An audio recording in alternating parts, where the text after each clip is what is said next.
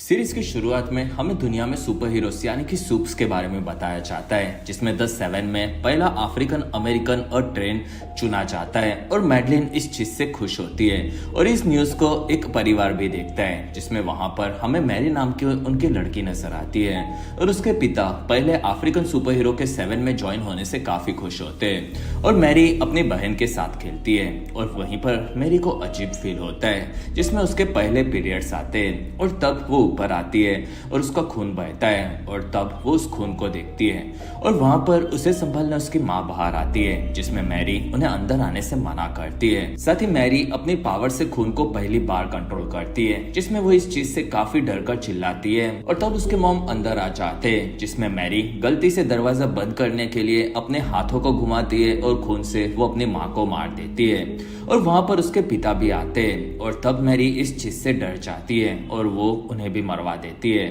और फिर वहां पर मैरी की बहन एना आकर ये देखती है और इस चीज को याद करके 8 सालों के बाद मैरी उठ जाती है और वो एक अजीब जगह पर रहती है जहां पर काफी सारे अजीब सुपर पावर्स वाले बच्चे होते हैं और फिर मैरी एक जगह पर आकर अपने हाथों से खून निकालकर खून को कंट्रोल करने की पावर से लड़ने का ट्राई करती है, जिसमें वो काफी तेज हो चुकी होती है और वो देखती है कि वहां के दूसरे सुप्स बच्चों को पुलिस पकड़ कर लेकर जा रही है और फिर वो आकर स्कूल के पीसी को चेक करती है, जिसमें मैरी का एडमिशन सुपर हीरो की गोलोडकिन यूनिवर्सिटी में हो जाता है और वो इस चीज से काफी खुश होती है और वो इस बारे में आकर अपनी टीचर से बात करती है और वो कहती है कि मैं वहां पर जाकर द सेवन में भी जा सकती हूँ और तब वहां उसकी टीचर कहती है कि तुम्हारी जैसी और भी स्टूडेंट्स हैं जो कि अपनी पावर्स को कंट्रोल नहीं कर पाते और उन्हें एक खतरनाक जगह पर कैद किया जाता है, जिसमें तुम्हें भी तुम्हारी पावर्स को कंट्रोल करना सीखना होगा।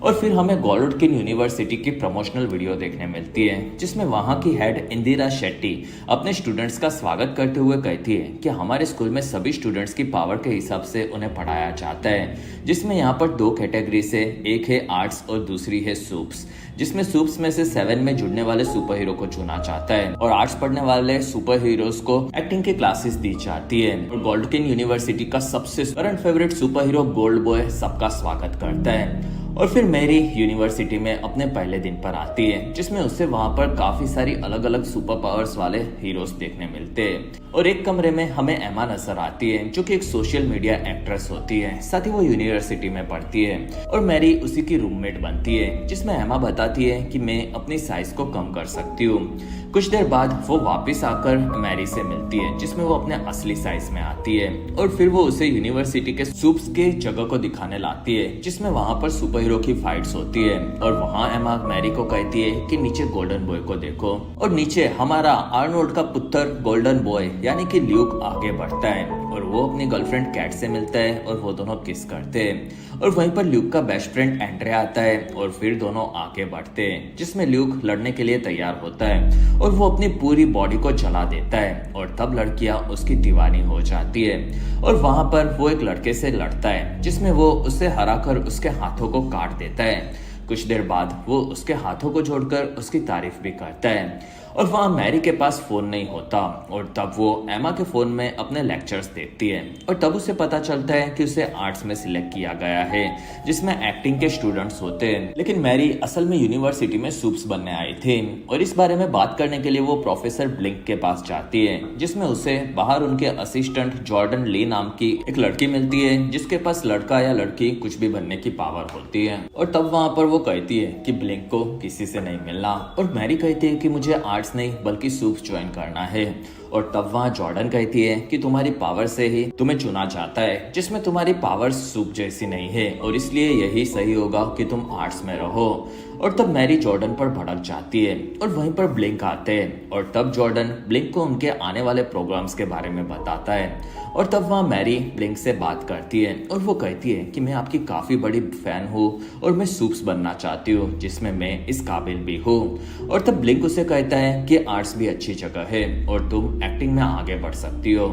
कुछ देर बाद मैरी बाहर आती है और वहां से सैम नाम का लड़का भागता है और उसे पकड़ने वाले गार्ड्स को वो काफी ज्यादा मारता है और तब मैरी अपनी खून की शक्तियों से उसे गिरा देती है और फिर वो ऑफिसर्स को मारने लगता है। और तब वहां पर एंड्रे आकर अपनी मैग्नेटिक फील्ड को कंट्रोल करने की पावर से उसे पकड़ लेता है, जिसमें वहां से ऑफिसर्स सैम को बेहोश कर देते हैं और वहां से उसे नीचे की वुड्स नाम की एक फैसिलिटी में कैद करके उसे काफी ज्यादा तड़पाया जाता है। अगले दिन मैरी और एमा सैम के बारे में बात करते हैं और फिर वो जाकर आर्ट्स के दूसरे बच्चों से दोस्ती करने का ट्राई करते हैं, जिसमें एमा काफी फेमस होती है और बाकी लोग एमा को लिटिल क्रिकेट नाम के उसके रोल की तारीफ करते हैं, जो कि एमा को खास पसंद नहीं होता।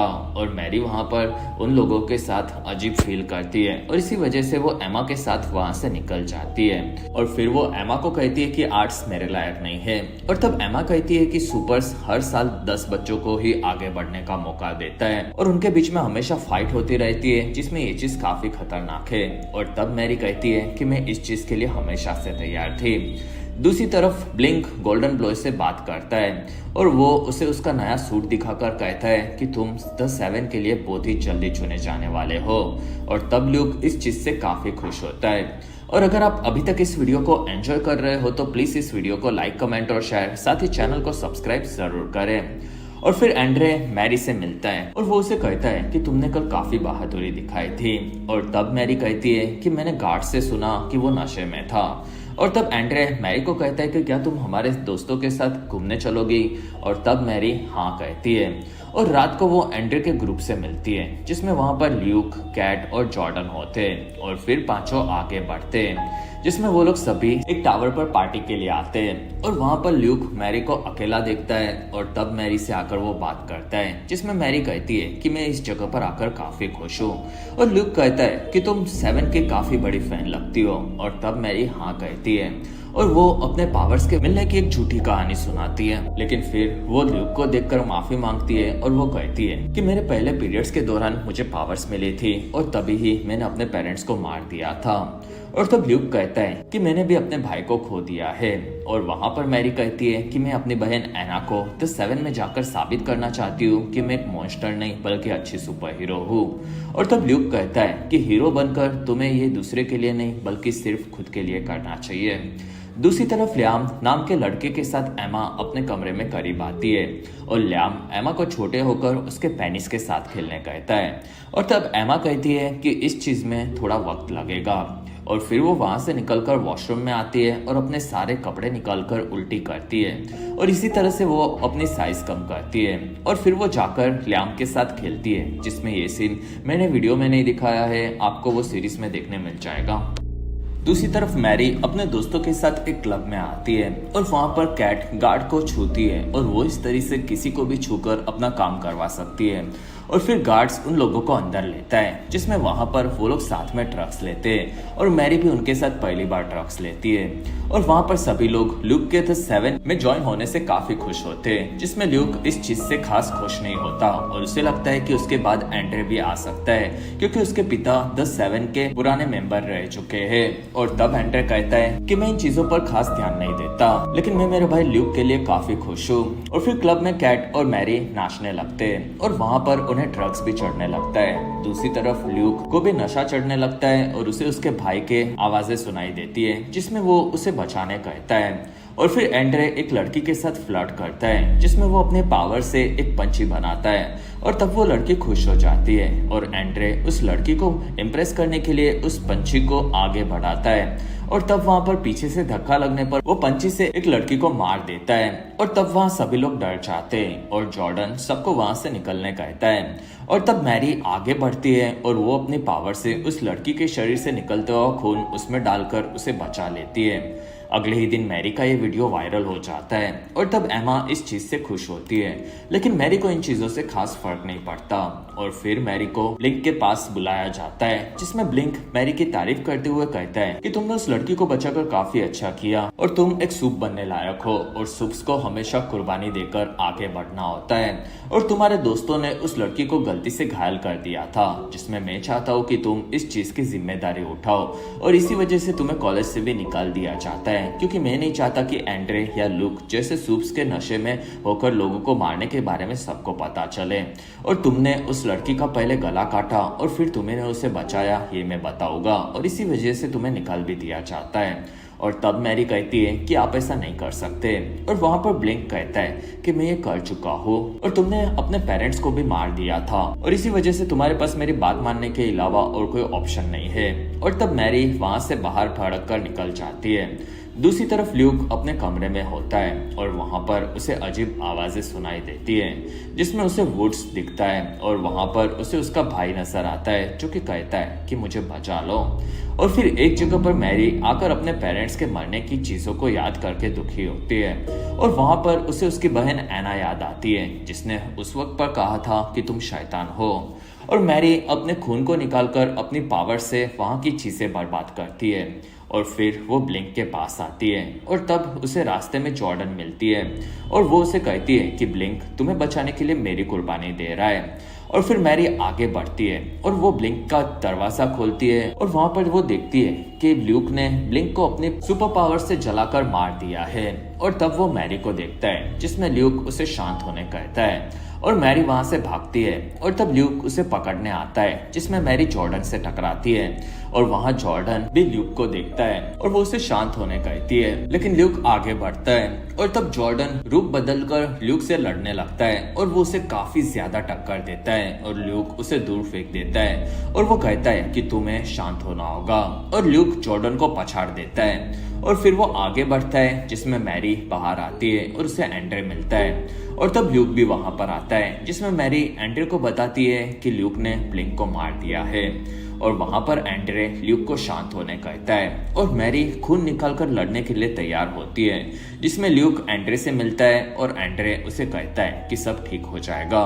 और वहां ल्यूक सभी लोगों को उसका वीडियो निकालते हुए देखता है और तब वो खुद की पावर्स को यूज करके ऊपर आता है और आसमान में वो फटकर सुसाइड कर लेता है जिसमें उसका खून सभी जगह पर उड़ता है। कुछ देर बाद हमें एशले न्यूज में बताती है कि यूनिवर्सिटी में ल्यूक ने अपने ड्रग्स के नशे में सुसाइड कर लिया है जिसमें उस जगह पर हम लोग अभी भी काफी ज्यादा ध्यान दे रहे हैं और वो जगह काफी ज्यादा सेफ है। और इसी के साथ ये बेहतरीन एपिसोड यहीं पर खत्म होता है। एपिसोड 2 की शुरुआत में यूनिवर्सिटी के बाहर सफाई चल रही होती है और वहाँ पर ल्यूक के अवशेषों को निकाला जाता है जिसमें मैरी अपनी पावर से उन्हें देखती है और वहाँ पर एंड्रे भी काफी दुखी होता है जिसमें वहाँ पर कैट भी आती है। दूसरी तरफ एशली यूनिवर्सिटी के हेड इंदिरा पर भड़की हुई होती है और वो कहती है कि ल्यूक पर हम लोगों ने करोड़ों डॉलर्स की मर्चेंडाइज बना दी थी और अब तुम्हें कुछ करना होगा। और तब इंदिरा कहती है कि हम बाहर ये न्यूज देंगे कि ल्यूक ड्रग्स के नशे में पागल हो गया था और एंड्रे के पिता पोलार्टी कहते हैं कि एंड्रे ने ही ल्यूक को रोका था। और तब इंदिरा बताती है कि वहां पर मैरी नाम की एक लड़की और जॉर्डन दोनों थे। और तब एशली कहती है कि मैरी ब्लैक है और हम उसे आगे रखेंगे और जॉर्डन एक रूप बदलता हुआ एशियन है जिसके बारे में कोई परवाह नहीं करेगा। और तब इंदिरा हाँ कहती है और फिर इंदिरा और एशले बात करते हैं जिसमें एशले कहती है कि वुड्स के बारे में किसी को भी नहीं पता चलना चाहिए, साथ ही उसी के चलते ये हुआ है ये मुझे भी पता है। और तब इंदिरा हाँ कहती है। दूसरी तरफ मैरी अपने कमरे में आती है और एमा उसे संभालती है और वहाँ पर मैरी कहती है कि अभी मैं सिर्फ यहाँ पर मेरी पढ़ाई पर फोकस करूंगी जिसमें अब मुझे आराम की जरूरत है। और फिर वो काफी दुखी होकर सो जाती है। अगले दिन मैरी के आगे बढ़ने पर उसे सभी स्टूडेंट्स देखते हैं और उसकी फोटोज निकालते हैं और मैरी पूछती है कि क्या हुआ। और तब एक लड़का उसे बताता है कि तुम सूप्स की लिस्ट में टॉप 10 में आ चुकी हो और तुम्हें द 7 में जाने का मौका भी मिल सकता है। और ये देखकर मैरी चौंक जाती है और ये चीज एंड्रे को भी पता चलती है जिसमें वो ल्यूक की जगह पर नंबर 1 सुपर हीरो बन चुका होता है। और फिर एक जगह पर ब्लिंक का मेमोरियल रखा जाता है और वहाँ जॉर्डन भी आकर दुखी होती है। और फिर वहाँ पर कैट आती है और वो कहती है कि ल्यूक ने ब्लिंक को क्यों मारा ये मुझे नहीं समझ रहा। और तब जॉर्डन वहाँ से चली जाती है और वहाँ लड़के कैट का मजाक उड़ाते हैं और तब कैट आकर उन्हें छूती है और कहती है कि तुम पूरे साल अपने गोटों पर मारते रहोगे।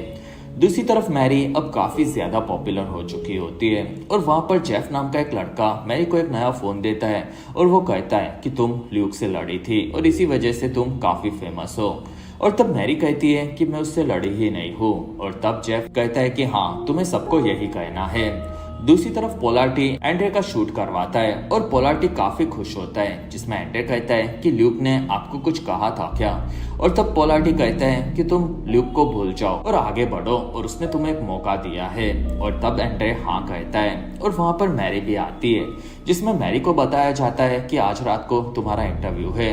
और तब मैरी कहती है कि मुझे इस बारे में कुछ भी नहीं पता। और तब वहां पर एक औरत उसे उसका इंटरव्यू लिख कर देती है और उसके लिए नए कपड़े मंगवाती है, जिसमें वहां पर मैरी और एंड्रे का साथ में शूट करवाया जाता है। और मैरी इन चीजों में काफी कॉन्फिडेंट नजर आती है। कुछ देर बाद वो दोनों वहां से निकलते, जिसमें सभी लोग उनके फैंस बन चुके होते और दोनों को ये चीजें खास पसंद नहीं होती। और वहां पर मैरी कहती है कि ल्यूक ने वुड्स नाम की किसी जगह का जिक्र किया था। और तब वहां एंड्रे कहता है कि ल्यूक ने मरने से पहले मुझे कहा कि मेरे पिता के पास वो है, और वो चीज क्या थी ये मुझे समझ नहीं रही, जिसमें वो एक काफी अच्छा लड़का था और उसके साथ काफी अजीब चीजें हो रही है। और तब मैरी कहती है कि मैं तुम लोगों को ज्यादा नहीं जानती, जिसमें ल्यूक मुझे मारना चाहता था और ब्लिंक ने भी मुझे तुम्हारे लिए कॉलेज से निकाल दिया था और अब मैं अकेली हूँ। साथ ही तुम लोगों के पास तुम्हें बचाने के लिए तुम्हारे काफी सारे करीबी है और इसी वजह से मैं इन चीजों से दूर रहना पसंद करूंगी।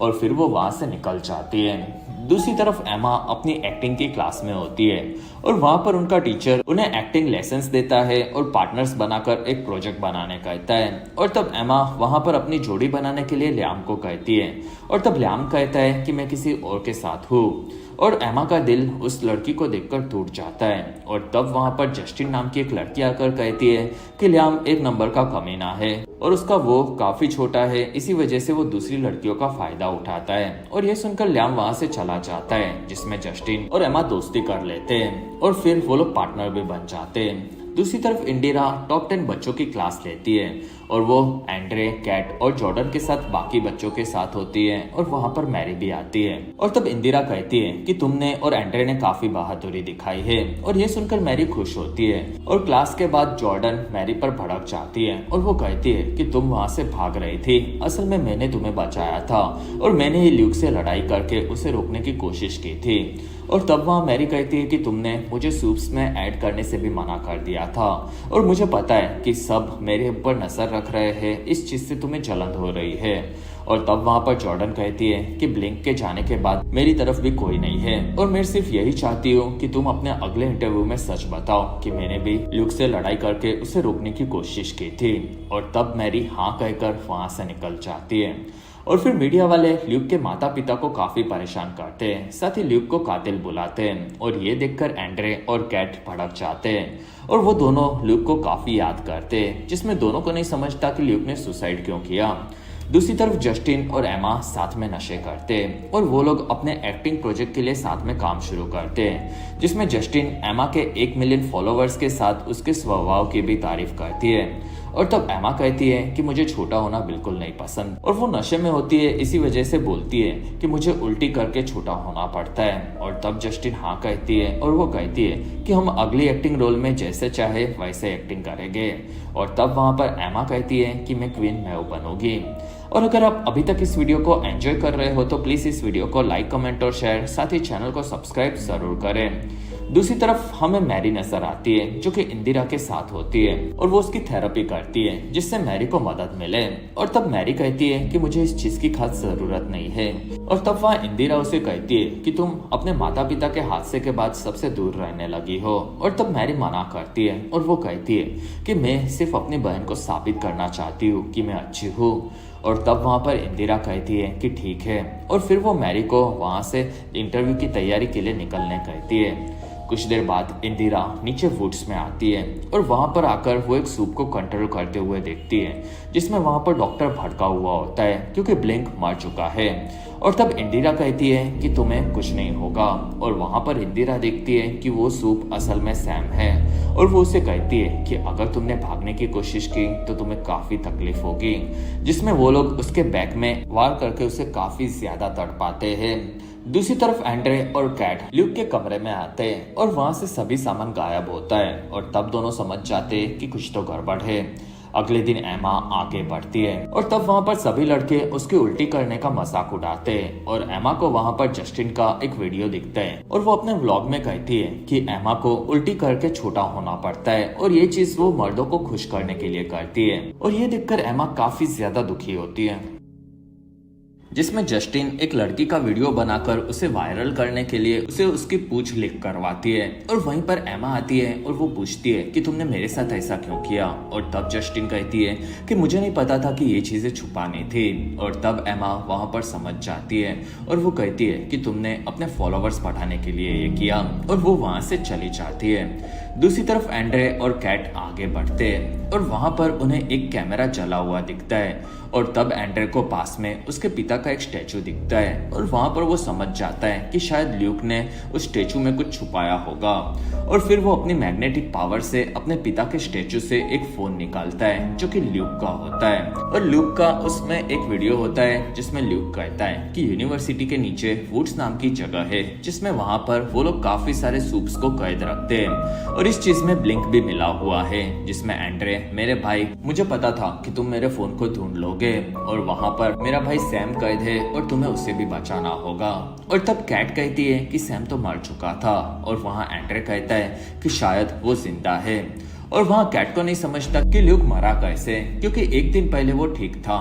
और वहाँ एंड्रे को याद आता है कि आज उसका इंटरव्यू है और तब कैट उसे आगे बढ़कर उसके करियर पर फोकस करने कहती है। दूसरी तरफ मैरी तैयार होती है और वो जॉर्डन के बारे में बताने का सोचती है और एंड्रे उसी तरफ आ रहा होता है और उसे वहां पर ल्यूक का मास्क पड़ा हुआ दिखता है और वो अपने दोस्त का साथ देने का डिसाइड करता है। और वहां से वो वापस यूनिवर्सिटी में ब्लिंक के कमरे में आता है और वो उसका पीसी देखता है जिसमें उसे वहां पर सैम का नीचे वुड्स में कैद होने का फोटो मिल जाता है जो कि ल्यूक का असल में सगा भाई होता है। और तब वो उसका फोटो निकाल लेता है और वहां पर कुछ गार्ड्स आते हैं और तब एंड्रे नीचे छुप जाता है और वहां से ब्लिंक का पीसी और बाकी सामान लेकर वो लोग निकल जाते हैं। दूसरी तरफ एंड्रे के फोन के बंद होने से पोलैरिटी काफी ज्यादा भड़का हुआ होता है और तब उसे पूछा जाता है कि क्या एंड्रे आ रहा है और तब वो कहता है कि मुझे थोड़ा वक्त चाहिए। और तब उसे बताया जाता है कि आज सिर्फ मैरी का इंटरव्यू होगा और इस चीज से पोलैरिटी काफी ज्यादा भड़क जाता है।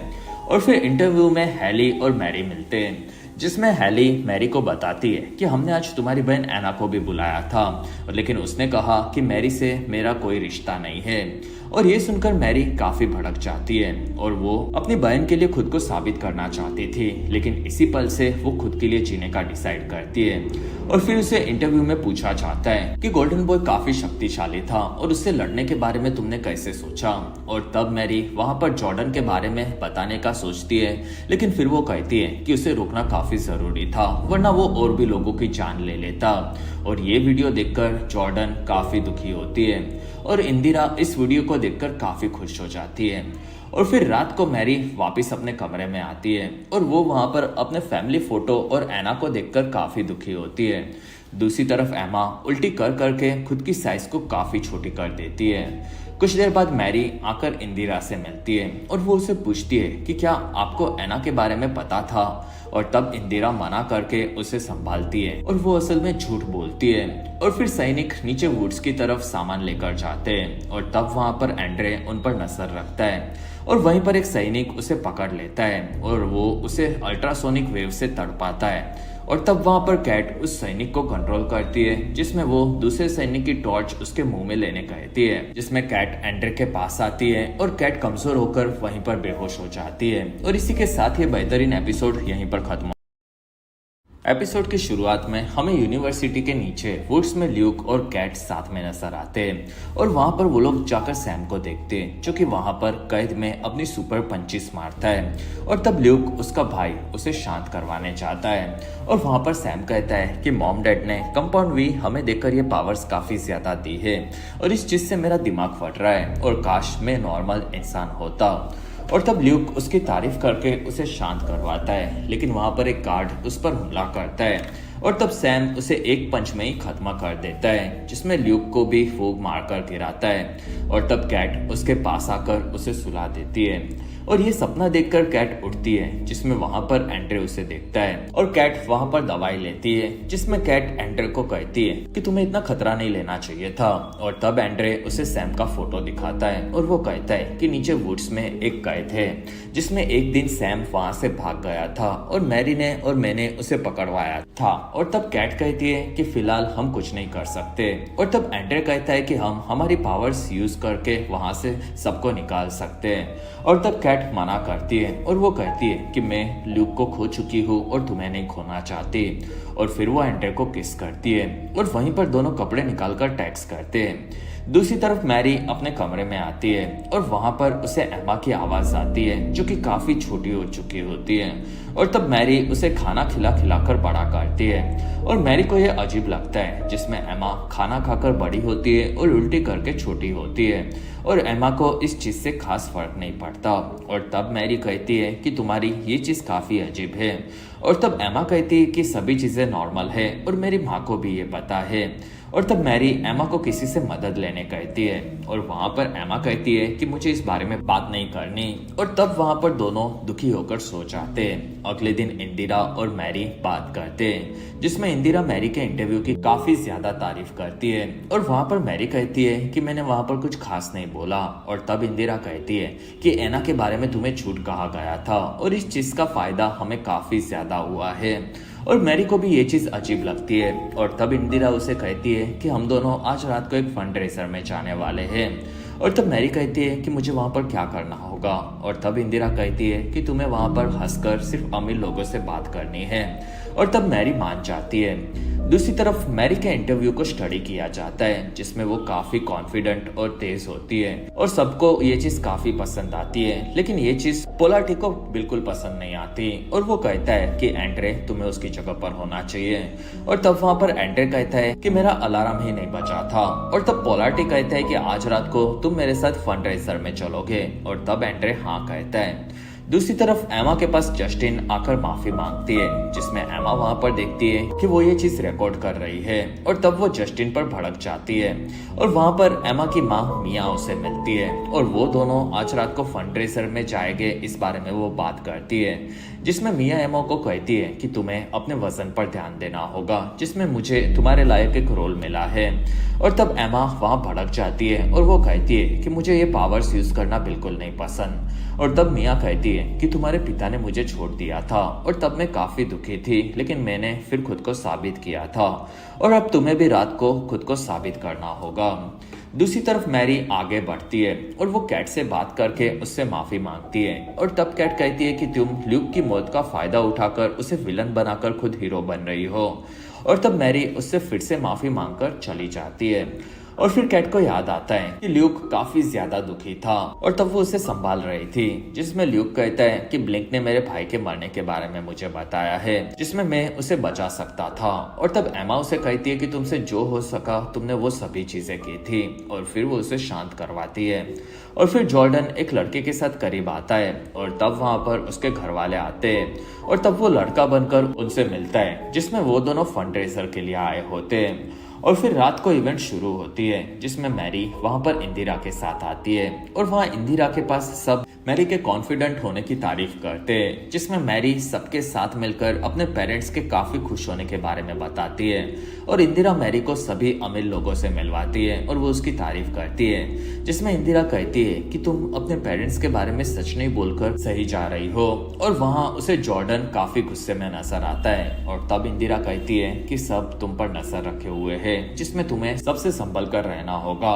और फिर मिया एमा को फॉयबी नाम के एक डायरेक्टर से मिलवाती है। साथ ही वो कहती है कि मैरी और एमा रूममेट्स हैं और ये सुनकर फॉयबी खुश होती है। और वहां पर मिया कहती है कि फॉयबी तुम्हें एक नए शो में लेना चाहती है और वहाँ पर फॉयबी कहती है कि एमा तुम्हें अपने लिटिल क्रिकेट के कैरेक्टर की तरह बनना है जिसमें उसे ईटिंग डिसऑर्डर होगा और वो इन चीज़ों से अपनी ज़िंदगी में आगे बढ़ रही होगी, इस तरह का कैरेक्टर है। और तब एमा इस शो करने के बारे में सोचेगी, ये कहकर वहाँ से निकलती है। और उसी पार्टी में जॉर्डन एक ट्रस्टी से बात करता है जिसमें उसे आगे बढ़ना होता है। और तब वो ट्रस्टी कहता है कि ब्लिंक के जाने के बाद तुम्हें और भी मेहनत करनी होगी, जिसमें वहाँ जॉर्डन के पेरेंट्स आकर उस ट्रस्टी से मिलकर उनकी तारीफ करते हैं।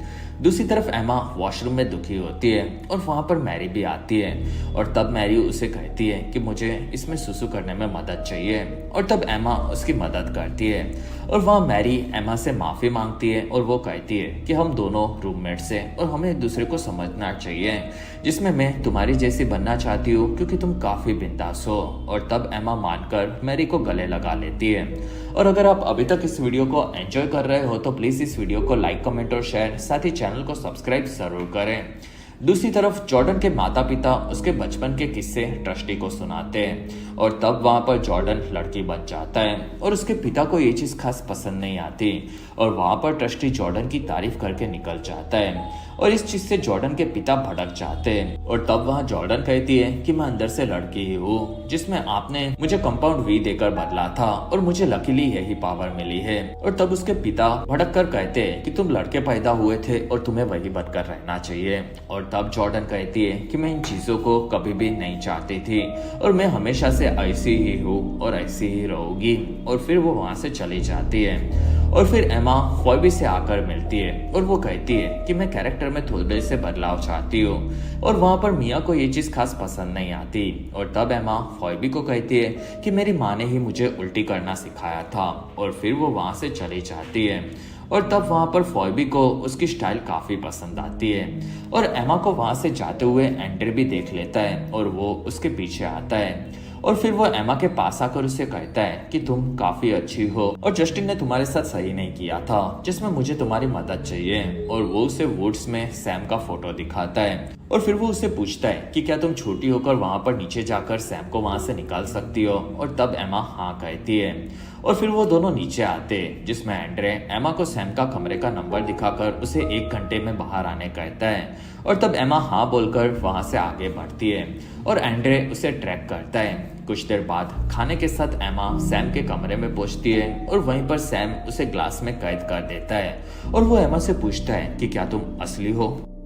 दूसरी तरफ इंदिरा ब्लैंक के मरने पर स्पीच देती है और वहां पर एंड्रे आकर पोलारिटी से मिलता है, जिसमें इंदिरा कहती है कि गोल्डन बॉय ने ब्लिंक के साथ जो भी किया वो सही नहीं था, लेकिन इसी चीज से असली हीरा हमारे सामने आया है और वो मैरी है। जिसमें वहां पर सभी लोग मैरी के लिए खुश होते हैं और वहाँ इंदिरा सभी लोगों को मैरी को आगे बढ़ाने के लिए डोनेशन देने कहती है, जिसमें मैरी वहां पर अपनी स्माइल देती है। दूसरी तरफ जॉर्डन दुखी होकर कैट के पास आती है और तब कैट अपनी पावर से फ्री में वहाँ की सबसे महंगी दारू मंगवाती है और वो दोनों ड्रिंक करते हैं, जिसमें वहाँ पर ब्लिंक के वीडियोस दिखाए जाते हैं। और वहाँ पर हमारा सस्ता एक्वामैन यानी कि द डीप ब्लिंक को काफी याद करता है और वहाँ पोलारिटी भी ड्रिंक की तारीफ करते हुए दिखता है। साथ ही वो कहता है कि ब्लिंक हमेशा से एंड्रे पर ही भरोसा करते थे और वहाँ एंड्रे को ये चीज पसंद नहीं आती और वो अपने पिता को कहता है कि यहाँ पर नीचे कोई कमरे में सूप्स को कैद करके तड़पाया जाता है और उसी के चलते ल्यूक मारा गया।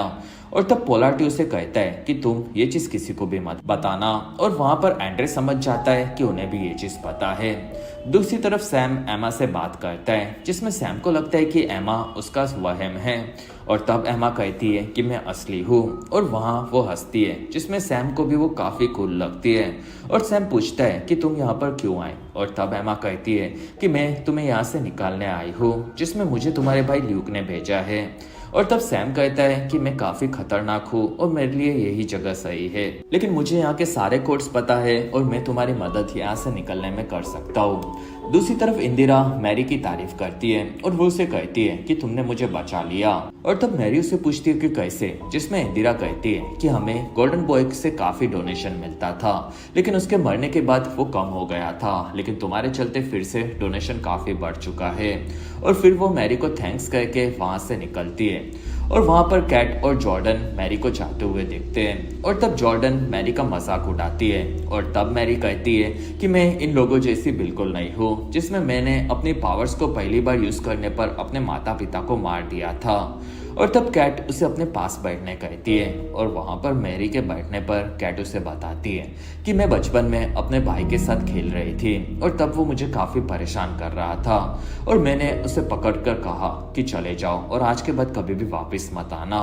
और तब वो वहां से चला गया और महीनों तक मेरे पेरेंट्स ने उसे ढूंढा लेकिन वो कहीं नहीं मिला और तब से मेरे पेरेंट्स ने मुझसे कभी भी बात नहीं की और मैंने पहली बार अपनी पावर्स को उस वक्त पर यूज किया था और हमारे घर वालों ने अपनी मर्जी से हमें कंपाउंड भी दिया था और ये जो भी हुआ है ये सब उन्हीं की गलती है और तुम्हें उनके लिए रोने की कोई जरूरत नहीं है।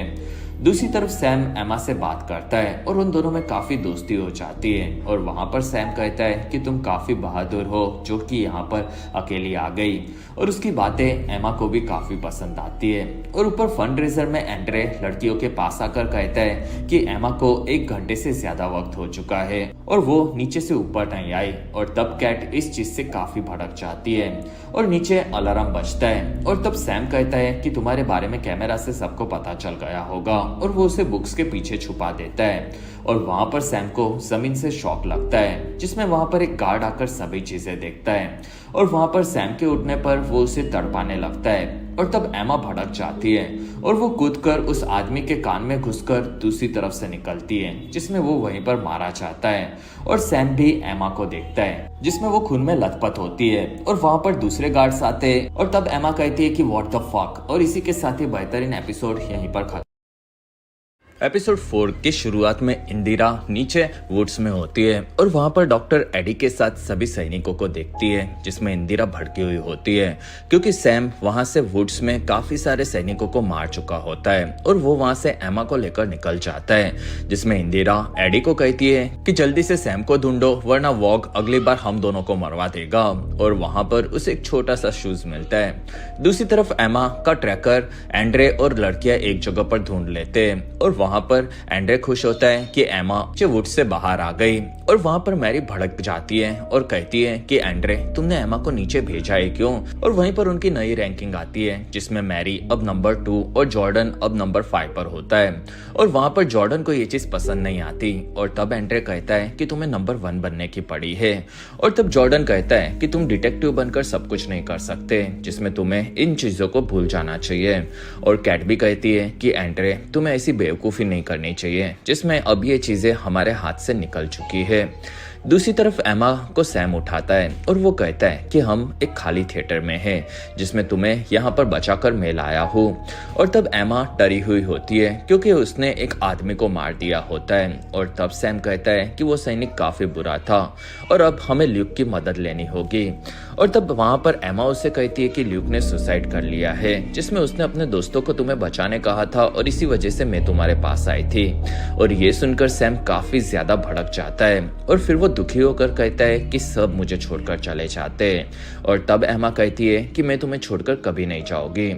दूसरी तरफ टैक नाम का एक आदमी नजर आता है जो कि इस यूनिवर्स का समीर सोनी होता है और वो कहता है कि मैं मेरी पावर से गोकल्डेन यूनिवर्सिटी में चल रहे र्यूक के मर्डर मिस्ट्री को सुलझा लूंगा।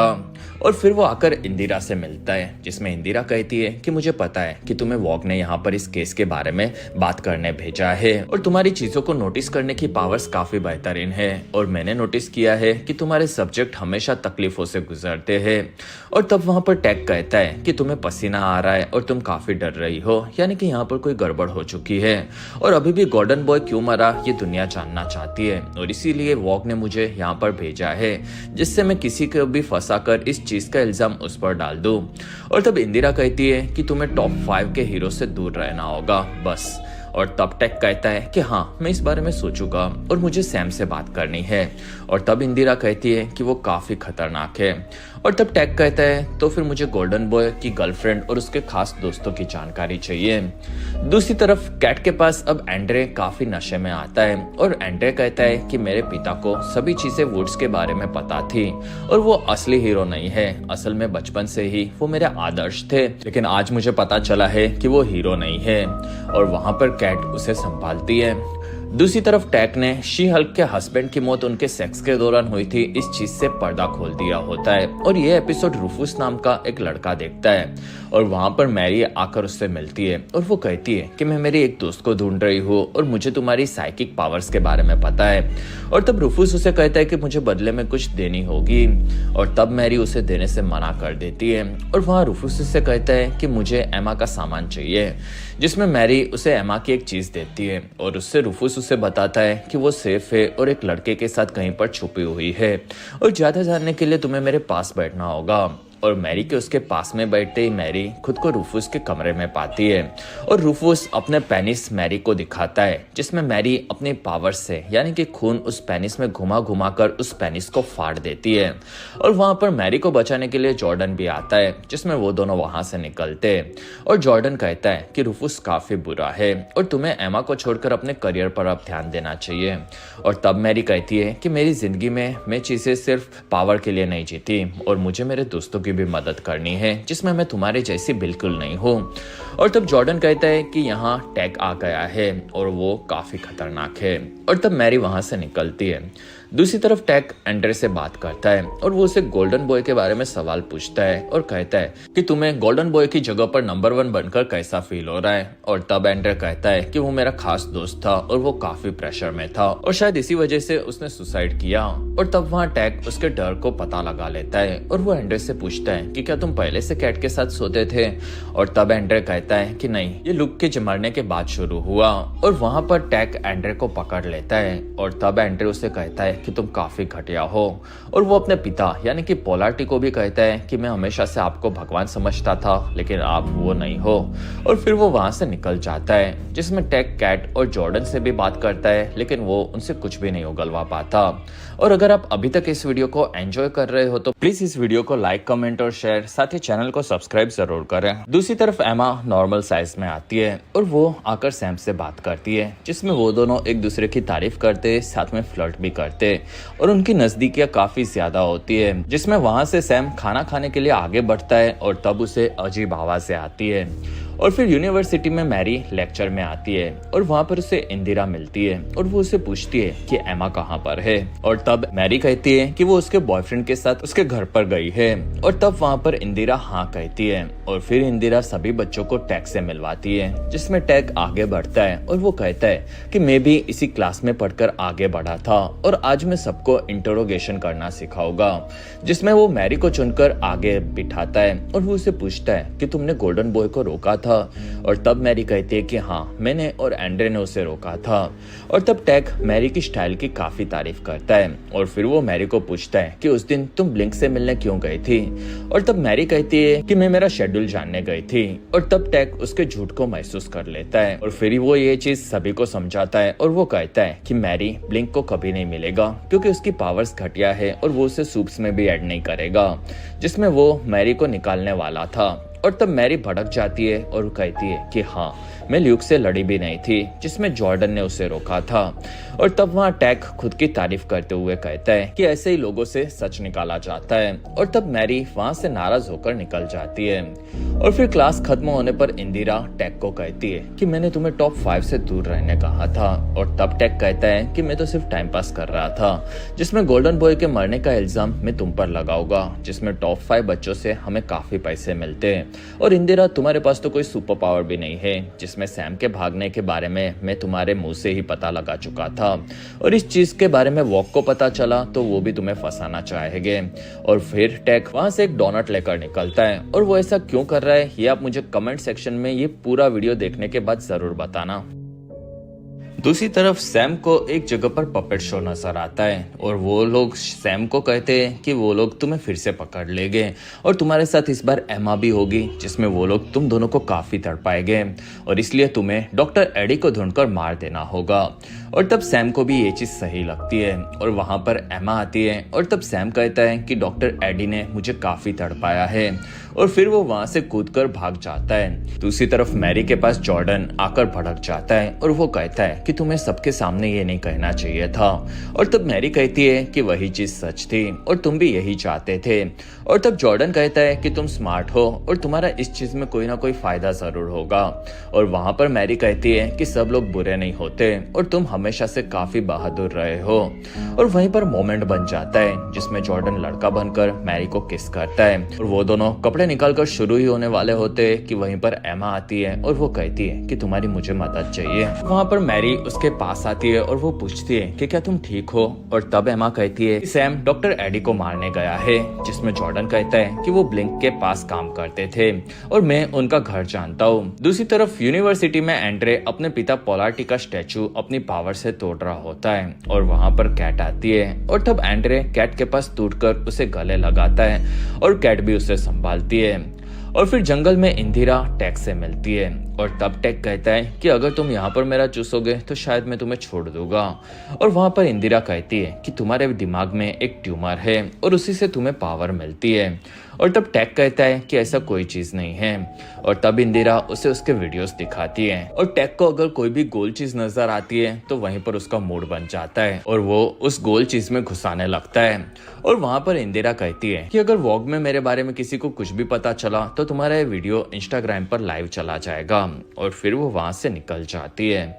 और तब टैग अपने शो में बताता है कि ल्यूक की मौत उसके ड्रग एडिक्शन में हुई थी, जिसमें इस चीज में कोई भी राज नहीं छुपा हुआ। और वहीं पर उसे पेड़ में एक छेद नजर आता है और तब टैग अपने क्रू को वहां से निकालता है और फिर वो पेड़ के पास आता है।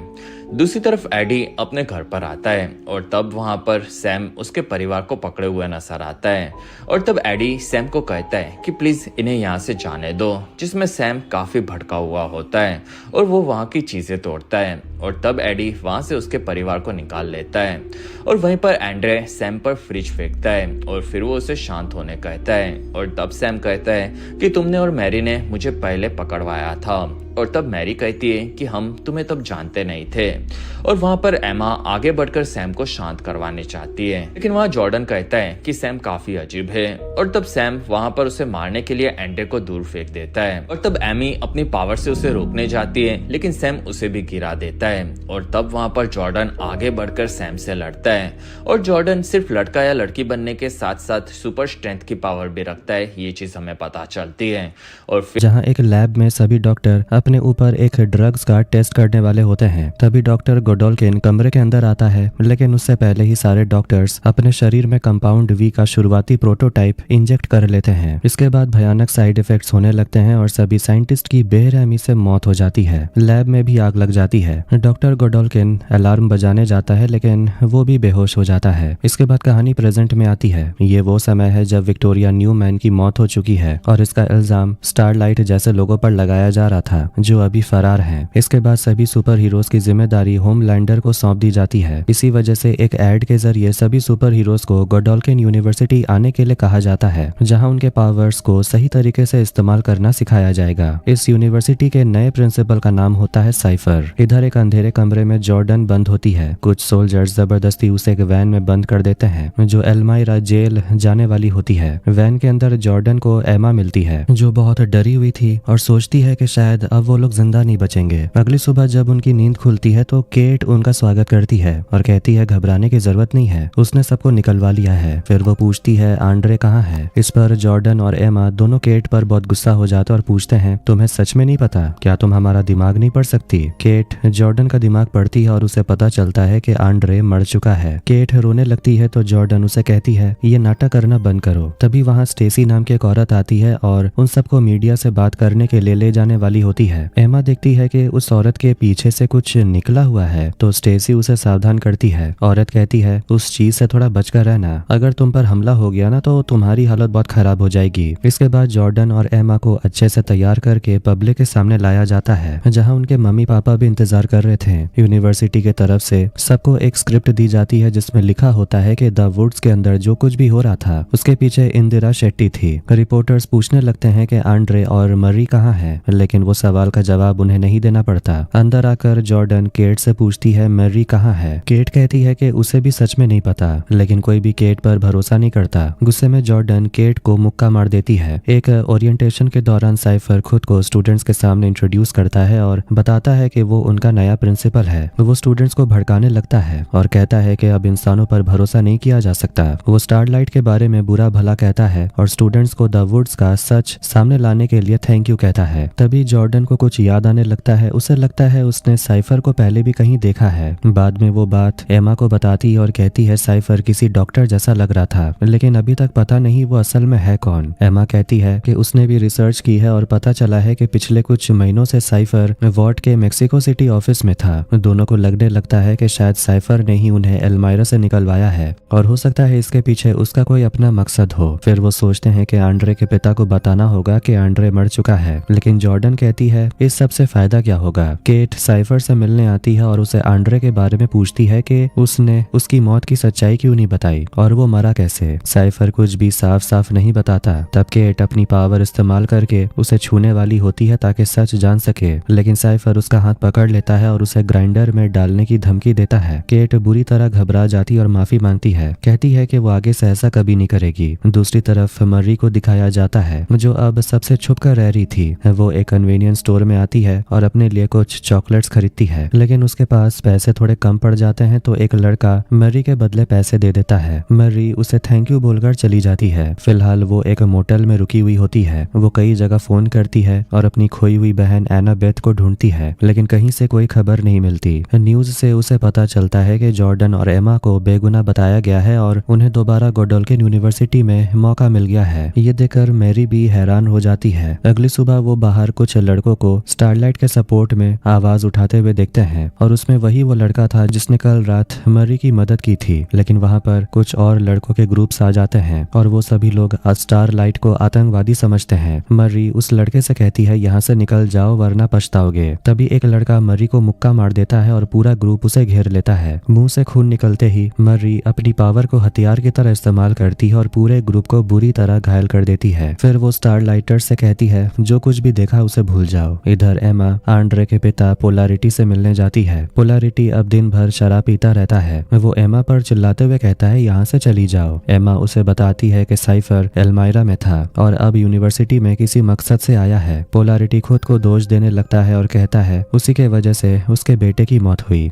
एमा कहती है इसके पीछे वॉट था। पोलारिटी कहता है जितना जल्दी हो सके यहाँ से भाग जाओ। उसने अपना बेटा खो दिया है और वो नहीं चाहता कि एमा भी इन सब में फंसे। एमा कहती है वो आंड्रे को ज्यादा समय से जानती तो नहीं थी, लेकिन वो कभी हार मानने वालों में से नहीं था। इसी बीच एक सूप डॉग नॉट मर्री को ढूंढते हुए उसी कन्वीनियंस स्टोर पहुंच जाता है। यूनिवर्सिटी में स्टूडेंट्स पार्टी करने लगते हैं। वहाँ एक लड़का होता है ब्लैक होल जो अपने ब्लैक होल से बियर पी रहा था। ये देखकर जॉर्डन को गुस्सा आता है और वो उसके पेट में मुक्का मार देता है जिससे सारी बियर उसके ब्लैक होल से बाहर निकल आती है। पीछे खड़ी एक लड़की चिल्लाने लगती है कि बियर उसकी आंखों में चला गया। छी। इधर एमा से मिलने के लिए जस्टिन आती है जो अब सैम को डेट कर रही होती है। एमा गुस्से में जस्टिन को धक्का दे देती है। सैम कहता है पागल हो गई हो क्या। एमा जवाब देती है कि वो सच में पागल हो चुकी है और वो कहती है कि सैम ने कितने लोगों को मारा और उस सब का इल्जाम एमा पर डाल दिया गया। और सैम क्या कर रहा था, वो यहाँ रहकर केट के साथ मूवी बना रहा था। सैम कहता है एमा भी जानती है कि जो कुछ भी हुआ उसकी वजह वो नहीं है। फिर वो कहता है क्या वो दोनों दोस्त बन जाएं। एमा उसे बता देती है आंड्रे मर चुका है और वो भी सैम के वजह से। ये सुनते ही सैम बहुत ज्यादा टेंशन में आ जाता है और चिल्लाने लगता है कि वो बस चाहता है ये सब रुक जाए और वो घर जाना चाहता है। तभी केट उसे छूकर कहती है सब भूल जाओ। ऐसा करते ही सैम को आराम महसूस होने लगता है। इसके बाद एमा भी पार्टी का मजा लेने लगती है। दूसरी तरफ डॉग नॉट मर्री को ढूंढते ढूंढते मोटेल तक पहुंच जाता है। वहाँ दोनों के बीच जबरदस्त लड़ाई होती है और मर्री अपनी पावर से उस पर हमला करती है। डॉग नॉट एक इंजेक्शन लाया होता है जो वो मर्री को लगाने ही वाला होता है। तभी उसे बचाने के लिए वहाँ एनी यानी स्टारलाइट पहुंच जाती है और मर्री को बचा लेती है। एनी मर्री से कहती है कि उसने मर्री का वीडियो देखा था जिसमें वो लड़कों से लड़ रही थी और अब बहुत से लोग उसे ढूंढ रहे हैं जो उस तक पहुंचना चाहते हैं। एनी बताती है कि मर्री के दोस्तों को एक डील ऑफर हुई थी, इसलिए वो यूनिवर्सिटी चले गए। वही डील मर्री को भी मिलने वाली है। उसे भी गोडोल्किन यूनिवर्सिटी जाना होगा क्योंकि उसके लिए वो जगह सबसे महफूज है और वहीं से वो एनी की मदद भी कर पाएगी। एनी मर्री से पूछती है वो थॉमस गोडोल्किन के बारे में क्या जानती है। मर्री कहती कहती है ये तो वही इंसान है जिसने गोडोल्किन यूनिवर्सिटी को खड़ा किया था। एनी कहती है सही, वही फेडरिक वॉट का राइट हैंड मैन था। उसने एक रिसर्च प्रोग्राम शुरू किया था जिसका नाम था प्रोजेक्ट ओडेसा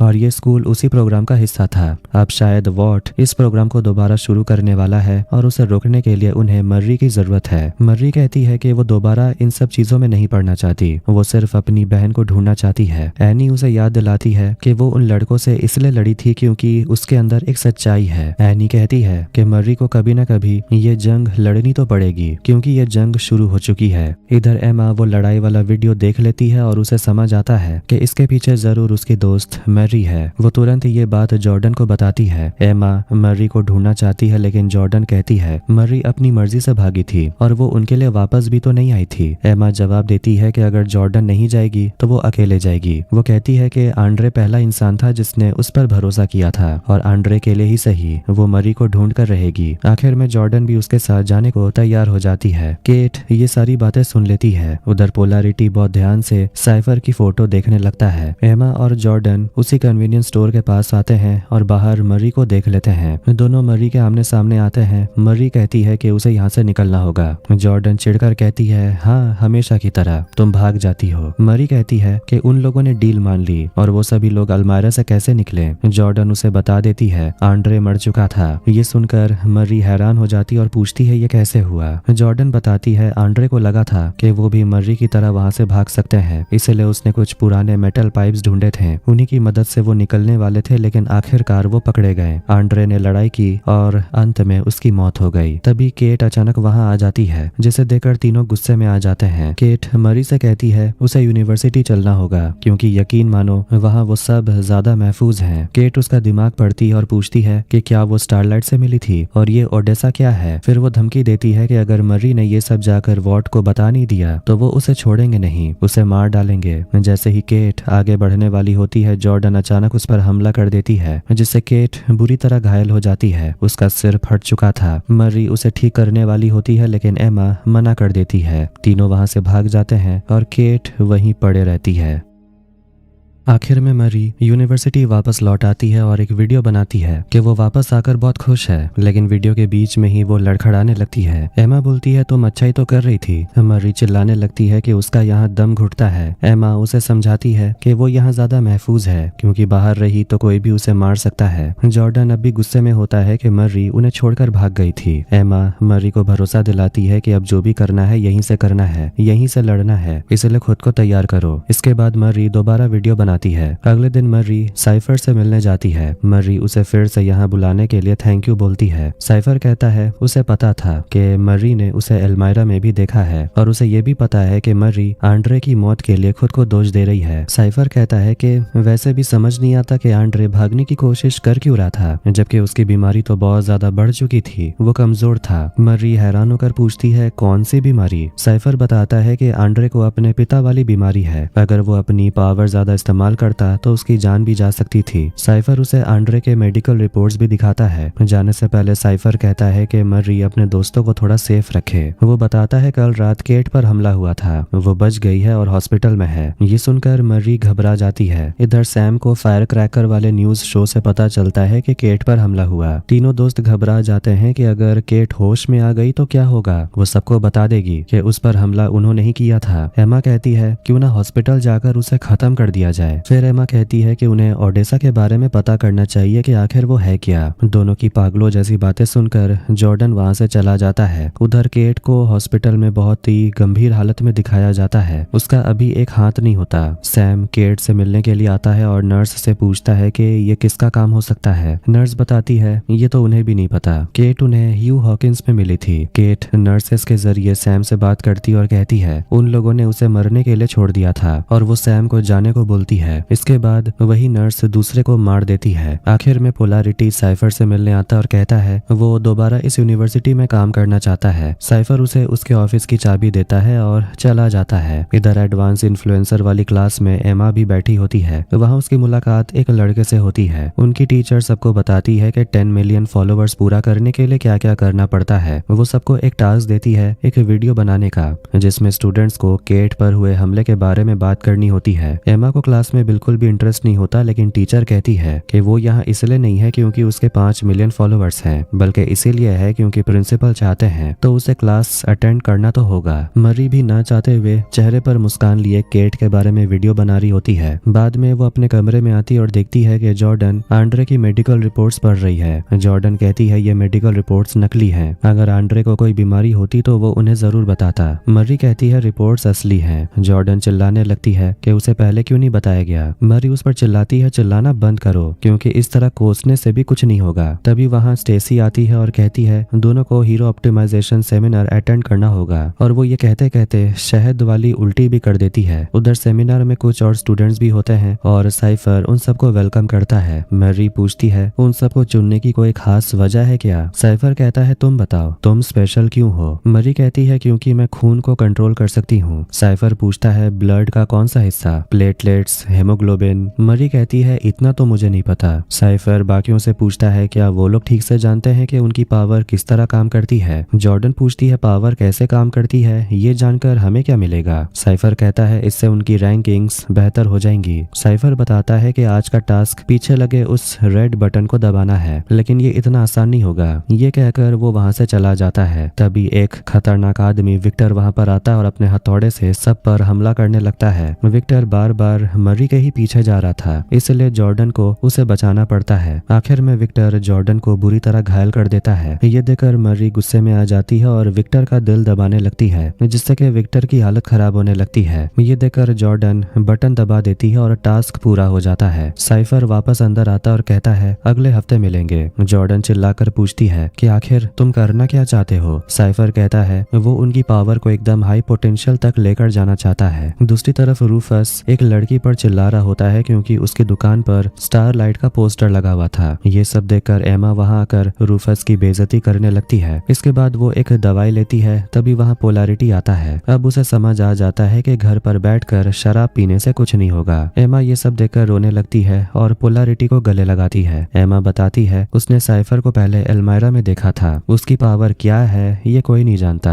और वो यहाँ क्या कर रहा है ये भी किसी को नहीं पता। पोलैरिटी अपने बेटे की मौत का बदला लेना चाहता था और वो लगभग पागल हो चुका था, लेकिन एमा उसे समझाती है कि हर कदम सोच समझ कर रखना होगा। पोलैरिटी पूछता है ओडेसा क्या है। एमा कहती है उसे भी नहीं पता, लेकिन स्टारलाइट ने खुद कहा था इसका पता लगाना जरूरी है। सेमिनार से लौटने के बाद मर्री जॉर्डन को उसकी जान बचाने के लिए थैंक यू बोलती है। जब मर्री कपड़े बदल रही थी तो जॉर्डन उसे देखते ही रहती है। मर्री माफी मांगती है कि उसे भागना नहीं चाहिए था और उसे वापस आना चाहिए था। जॉर्डन कहती है उसे भी आंड्रे को रोकना चाहिए था। दोनों एक दूसरे के करीब आते हैं और माहौल थोड़ा रोमांटिक हो जाता है। उधर एमा और पोलैरिटी यूनिवर्सिटी के आर्काइव में जाते हैं, जहां रिमेम्बरर नाम का एक सूप बैठा होता है। उसकी पावर ये होती है कि उसे सब कुछ याद रहता है। पोलैरिटी उसका ध्यान भटकाता और एमा उसके सामने उसकी बड़ी फैन होने का नाटक करती है। इससे खुश होकर रिमेम्बरर उन्हें आर्काइव के अंदर ले जाता है। इधर डीप की ब्रदरहुड में सैम पहुंचता है और डीप से पूछता है केट पर हमला किसने किया, क्या उसे कुछ पता है, क्योंकि होमलैंडर भी उसे ढूंढ रहा है। डीप कहता है चिंता मत करो, ये सब वो खुद पता लगा लेंगे। तभी सैम को पता चलता है कि एक लड़के ने एमा को भी ह्यू हॉकिंस में देखा था, जहां केट पर हमला हुआ था। आर्काइव के अंदर एमा और पोलैरिटी को एक खुफिया कमरा मिलता है, जहां एमा को ओडेसा से जुड़ी एक फाइल मिलती है जिसमें कई बच्चों की तस्वीरें लगी होती हैं। ये देखकर वो खुश हो जाती है क्योंकि उसे समझ आ जाता है ओडेसा क्या है। खुशी की वजह से उसका साइज भी बड़ा हो जाता है। उधर जॉर्डन और मर्री आपस में रोमांटिक बातें कर रहे होते हैं और जॉर्डन लड़के में बदल जाता है। एमा ओडेसा के बारे में बताने के लिए अपने दोस्तों के पास जा ही रही होती है कि अचानक रास्ते में उसे सैम मिल जाता है। सैम एमा पर चिल्लाने लगता है और कहता है उसी ने केट पर हमला किया था। एमा मना करती है और कहती है क्या बोल रहे हो तुम, मुझे कुछ नहीं पता। वो सैम को याद दिलाती है केट की वजह से ही उन्हें बंद किया गया था और उसकी वजह से ही आंड्रे मारा गया। वो कहती है केट तुम्हें भी बेवकूफ बना रही है। उधर जॉर्डन और मर्री बाहर आते हैं जहाँ पर हर कोई सेलिब्रेट कर रहा था। हर तरफ पटाखे फोड़े जा रहे होते हैं। तभी उन्हें पता चलता है जिन लोगों ने केट पर हमला किया था उन्हें वॉर्ट ने पकड़ लिया, इसीलिए सब खुश थे। लेकिन ये सुनकर दोनों हैरान रह जाते हैं। न्यूज से पता चलता है कि डॉगनॉट ने एक लड़के को मार दिया था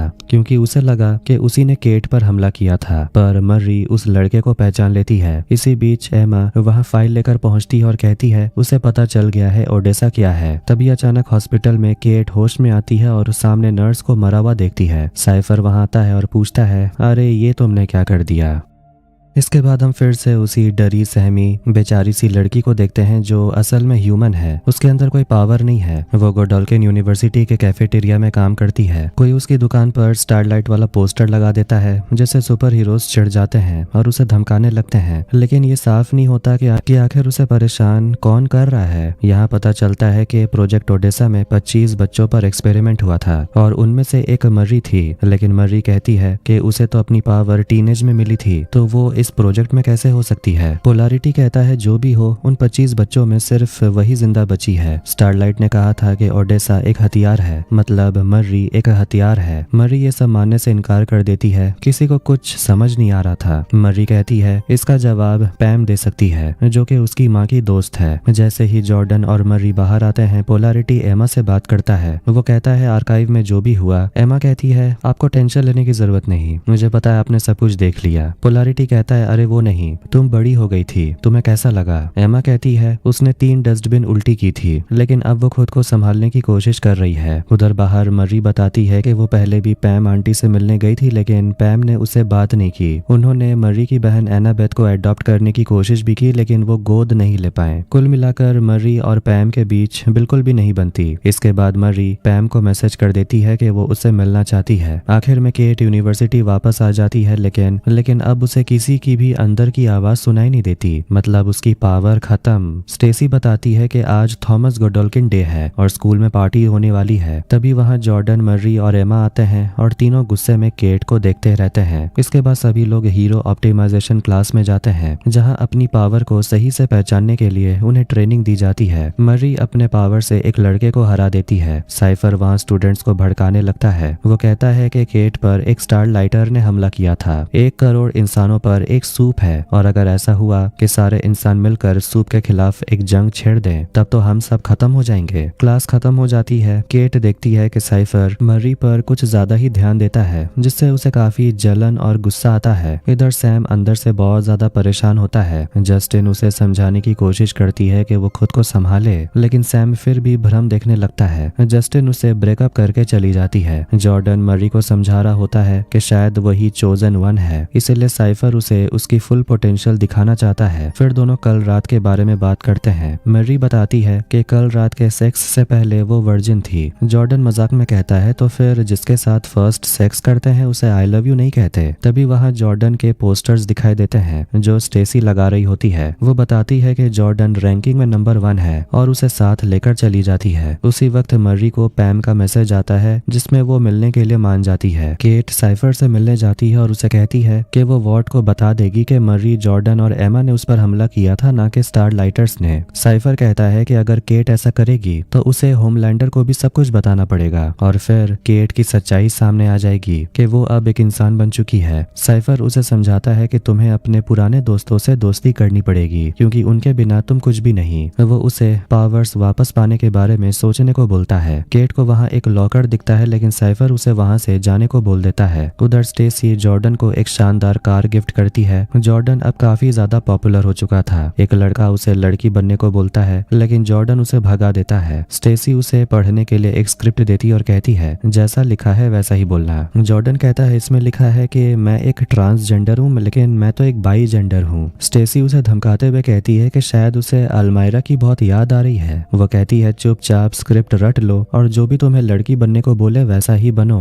एमा कैफेटेरिया में उसी डरी लड़की से 17 मफिन्स खरीदने जाती है। तभी वो लड़की बहुत परेशान हो जाती है क्योंकि फिर से उसके स्टोर पर कोई स्टार लाइट का पोस्टर लगा देता है। वो लड़की कहती है सबको लगता है ये मैं कर रही हूँ, जबकि कोई और है जो मुझे परेशान कर रहा है। एमा की नजर एक स्पीडस्टर पर पड़ती है जो बिजली की रफ्तार से वहाँ से भाग जाता है। एमा को लगता है यही है वो जो उस लड़की को परेशान कर रहा है। वो उसके पीछे जाती और भागते भागते बॉयज लॉकर रूम में पहुंच जाती है, लेकिन वो स्पीडस्टर एमा पर हमला करके भाग जाता है। केट अपने कमरे में अपने नकली बाल, अपने नकली हाथ और अपने हालात को देखकर बहुत ज्यादा उदास बैठी होती है। तभी सैम उसे मिलने आता है और कहता है कि उसे फिर से वही यादें परेशान कर रही हैं। वो कहता है कि उन्होंने बहुत गलत किया था और वो केट से कहता है मुझे सब कुछ भुला दो। केट कहती है वो उसकी मदद नहीं कर सकती। सैम जॉर्डन के कमरे में तोड़फोड़ करने लगता है। जॉर्डन आता है और उसे समझाता है कि वो खुद को संभाले, लेकिन सैम उल्टा उसे लड़ने लगता है। जॉर्डन उसे कहती है कि जो लोग तुम्हें बचाना चाहते हैं उनसे लड़ना बंद करो। आखिर में सैम शांत होता है और कहता है कि बड़े भाई लूक ने खुद को खत्म करके सही किया। जॉर्डन कहती है नहीं, उसने गलत किया, उसके पास कोई और रास्ता नहीं था। इधर मैरी पैम आंटी से मिलने के लिए जाती है और अपनी बहन एनाबेथ के बारे में पूछती है। पैम आंटी कहती है उसे नहीं पता एनाबेथ कहाँ है। फिर वो बताती है कि आधे घंटे में उसकी एक मीटिंग शुरू होने वाली है। मर्री कहती है कि वो उससे पहले ही चली जाएगी। इसके बाद मर्री उसे ओडेसा वाली फाइल दिखाती है। पैम बताती है कि इसमें जो मर्री की फोटो है वो एक क्लिनिक की है। मर्री का जन्म क्लिनिक में हुआ था।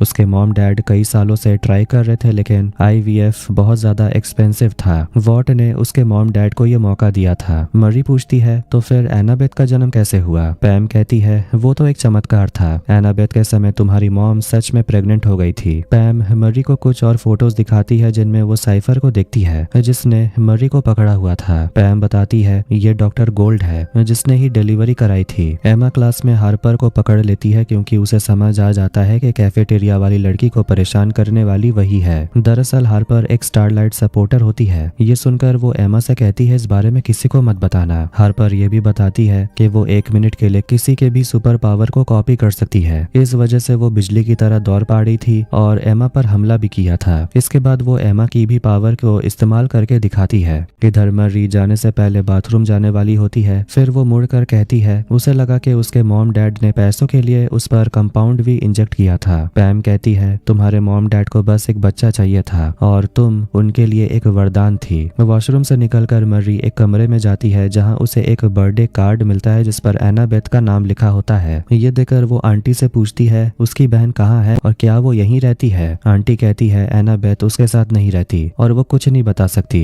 मर्री चिल्लाने लगती है तो पैम कहती है कि उन्हें तो मर्री से डर लगता था क्योंकि उसी ने तो अपने पेरेंट्स को मार डाला था। उसकी बहन उसे नहीं मिलना चाहती और ये उसकी बहन का ही फैसला है। मर्री चिल्लाकर कहती है लेकिन मैं जो चाहती हूँ उसका क्या? मैं तो बस एक छोटी बच्ची थी जिसका पीरियड शुरू हुआ था। मुझसे जो हुआ वो मैंने जानबूझकर नहीं किया और आपने मेरे ऊपर हैवान का ठप्पा लगाकर मेरी बहन को बता दिया कि मैं एक मॉन्स्टर हूँ। आपकी वजह से मेरी बहन अकेली है। गुस्से में मर्री वहाँ से चली जाती है। इधर जॉर्डन और सैम एक साथ कमरे में नशा कर रहे होते हैं और अपना दर्द एक दूसरे से शेयर करते हैं। सैम बताता है कि वो अक्सर अपने मरे हुए भाई से बात करता है। हार्पर एमा को अपने कमरे में लाती है और उसे अपने दोस्त एली से मिलवाती है। एली बताती है कि हार्पर होमलैंडर के स्टैचू पर पीले रंग से पेंट करने वाली है जो कि मिटाई नहीं मिटेगा। एमा कहती है अगर पकड़े गए तो जान भी जा सकती है। फिर एमा कहती है कि रिस्क ले ही रहे हैं तो कुछ बड़ा करना चाहिए। जो कुछ जरूरी चीजें हैं उन्हें तोड़ देते हैं लेकिन दोनों इस पर नहीं मानते और कहती है कि वो इतने खतरनाक काम नहीं कर सकती।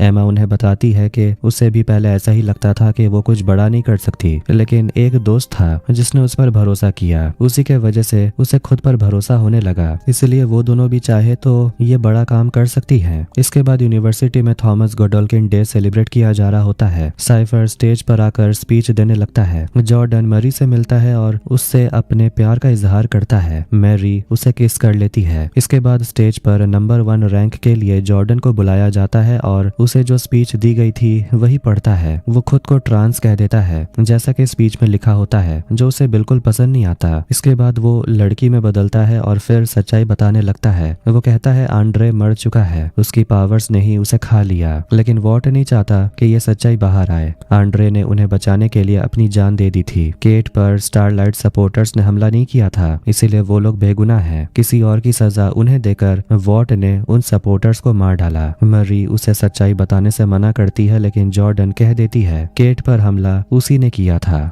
फायर क्रैकर अपने न्यूज शो के जरिए बताने लगती है कि अब यूनिवर्सिटी में सूप्स के खिलाफ एजेंडा शुरू हो गया है। वो जॉर्डन के बारे में बोलती है कि वो बस स्टारलाइटर्स को प्रोटेक्ट कर रही है, लेकिन केट वीडियो बनाकर साफ कर देती है कि उस पर हमला स्टारलाइटर्स ने नहीं किया था। अब पूरी यूनिवर्सिटी में जॉर्डन के खिलाफ वीडियोज बनने लगते हैं। ये देखकर जॉर्डन को लगता है शायद उसने गड़बड़ी कर दी। मर्री कहती है तो तुम्हें क्या लगा, लोग तुम्हारे लिए तालियां बजाएंगे। जॉर्डन बताती है कि वो हमेशा स्कूल रैंकिंग देखा करती थी, लेकिन अब जब वो नंबर 1 बन चुकी है तो उसे कोई फर्क ही नहीं पड़ता। उसे लगता है कि ये सब कुछ कितना नकली है। इधर साइफर के ऑफिस से केट बाहर आती है। फिर साइफर जॉर्डन और मरी को अंदर बुलाता है। अंदर वॉट मार्केटिंग से सेट आया होता है जो एक आइडिया लेकर आता है, एक फाइट जिसमें जॉर्डन और मरी एक दूसरे से लड़ेंगे। साइफर बोलता है लोग जॉर्डन से नफरत करते हैं और उसे पीटते हुए देखना चाहते हैं। मरी कहती है वो ये लड़ाई नहीं लड़ेगी। साइफर चिल्लाते हुए कहता है कि वो उन्हें बता रहा है, पूछ नहीं रहा। अगर मरी ने बात नहीं मानी तो उन सबको दोबारा अल्मायरा भेज दिया जाएगा।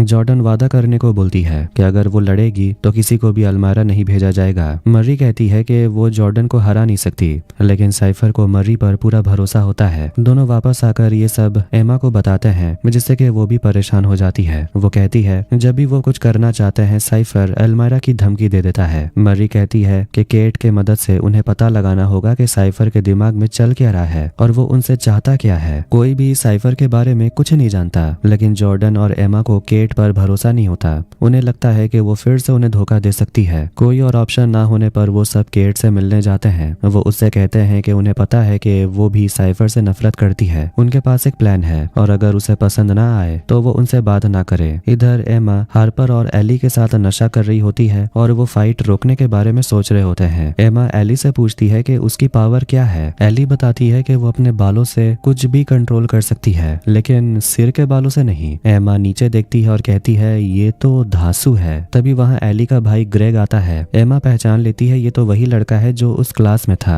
दूसरी तरफ केट बताने लगती है उसने कई बार साइफर का दिमाग पढ़ने की कोशिश की, लेकिन वो ऐसा नहीं कर पाई। वो बोलती है कि साइफर को छुपाने की कोशिश कर रहा है। उसके घर में एक अजीब सा दरवाजा भी है जिसके अंदर किसी मशीन जैसी अजीब आवाज आती है। मर्री कहती है उन्हें उसके घर में घुसना पड़ेगा। जॉर्डन कहता है पकड़े गए तो मुसीबत हो जाएगी। मर्री कहती है साइफर खुद उसे कुछ नहीं करेगा, जो भी करेगा जॉर्डन से करवाएगा। इसके बाद जॉर्डन और केट साइफर के घर पहुंच जाते हैं। जॉर्डन केट को उसका स्टेटमेंट पढ़कर सुनाने लगती है जिसमें उसने जॉर्डन को गालियां दी थी। केट कहती है मुझे इस बारे में कितनी बार माफी मांगनी पड़ेगी। वो कहती है उसने ये सब कुछ जानबूझकर नहीं कहा था और जॉर्डन से सॉरी बोलती है। दोनों के बीच सब कुछ ठीक तो हो जाता है, लेकिन वो अब कभी दोस्त नहीं बन सकते। इसके बाद वो घर के अंदर जाते हैं। गार्ड को केट अपनी पावर से कंट्रोल करती है और कहती है घर की चाबी दे दो, हमें अंदर जाने दो और फिर हमें भूल जाओ। लेकिन गार्ड अपनी पैंट उतार कर कुछ और ही करने लगता है। केट बताती है कि उसकी पावर्स आजकल ठीक से काम नहीं कर रही, इसलिए ऐसा कुछ होने लगता है। आखिरकार वो किसी तरह चाबी चुरा लेती है और घर के अंदर चली जाती है। दोनों उस खुफिया कमरे के अंदर आते हैं और वहाँ उन्हें एक बूढ़ी बॉडी देखने को मिलती है। जॉर्डन उसकी फोटो खींचता है, तभी वो आदमी अपनी आंखें खोल लेता है। मशीन आवाज करने लगती है। ये देखकर दोनों वहाँ से भाग जाते हैं। उधर मर्री अपने क्लास में आती है और वहाँ अकेली होती है। साइफर मर्री से कहता है टेबल पर रखे ब्लड बैग्स को उठाकर दूसरी टेबल पर रखना है, लेकिन बैग्स फटना नहीं चाहिए। मर्री ऐसा नहीं कर पाती और एक ब्लड बैग फट जाता है। मर्री पूछती है आखिर इससे होगा क्या, और अगर वो सीख भी गई तो क्या होगा। साइफर कहता है मिरेकल। वो मर्री से कहता है बस महसूस करो, हाथ मत उठाओ। अब इस तरह मर्री सारे ब्लड बैग्स हवा में उठाकर दूसरी टेबल पर रख देती है। इस बार कोई बैग नहीं फटता।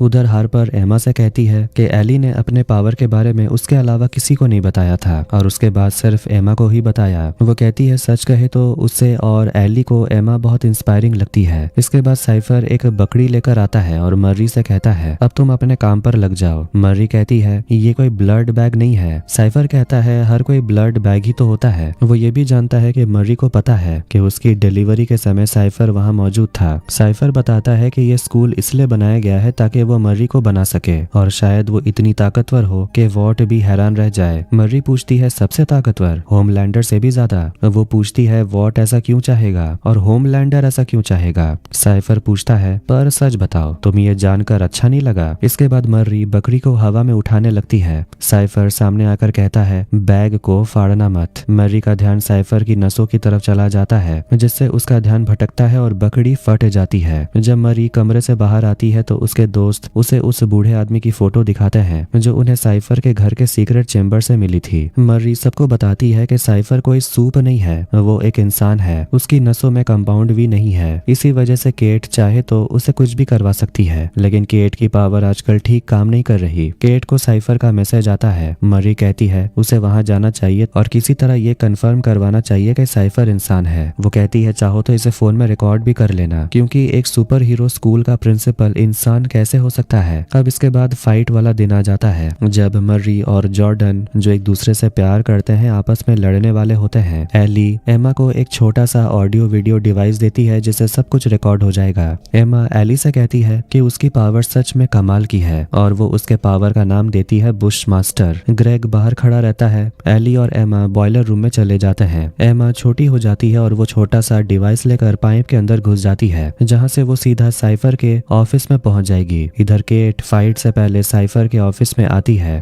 उधर उधर जॉर्डन अपने बारे में बताने लगता है कि जब वो 6 साल का था तभी से उसे अपनी पावर के बारे में पता चल गया था, लेकिन उसने कभी किसी को बताया नहीं था। इधर ग्रेग किसी को बॉयलर रूम की तरफ आते हुए देखता है और एली को मैसेज कर देता है। वो आदमी अंदर आता है लेकिन उसे वहाँ कोई नहीं मिलता। फिर वो पाइप के अंदर पानी छोड़ देता है पर उसमें एमा होती है। एमा भागने की कोशिश करती है पर आखिरकार पानी में बह जाती है। इधर साइफर केट को बताता है कि जिस बूढ़े आदमी को तुम सब ने परेशान किया वो मेरे पिता हैं। उधर एली अपने नीचे के बालों से किसी तरह पानी को रोकती है और एमा बहते बहते साइफर के बाथरूम तक पहुंच जाती है। केट साइफर से कहती है कि कोई नहीं जानता कि वो है कौन और उसकी पावर क्या है। केट बताती है कि अब उसकी पावर्स वापस आ गई है। साइफर खुश होता है और फिर वो वॉशरूम जाने लगता है। एमा टॉयलेट से निकल ही नहीं पा रही होती है, तभी साइफर वहीं टॉयलेट यूज करने लगता है। शुक्र है कि उससे पहले एमा किसी तरह वहां से निकलने में कामयाब होती है और ऑफिस में जाकर केट के पास वो लिसनिंग डिवाइस लगा देती है। साइफर टॉयलेट से लौट आता है। दूसरी तरफ मैच के लिए जॉर्डन और मर्री को बुलाया जाता है।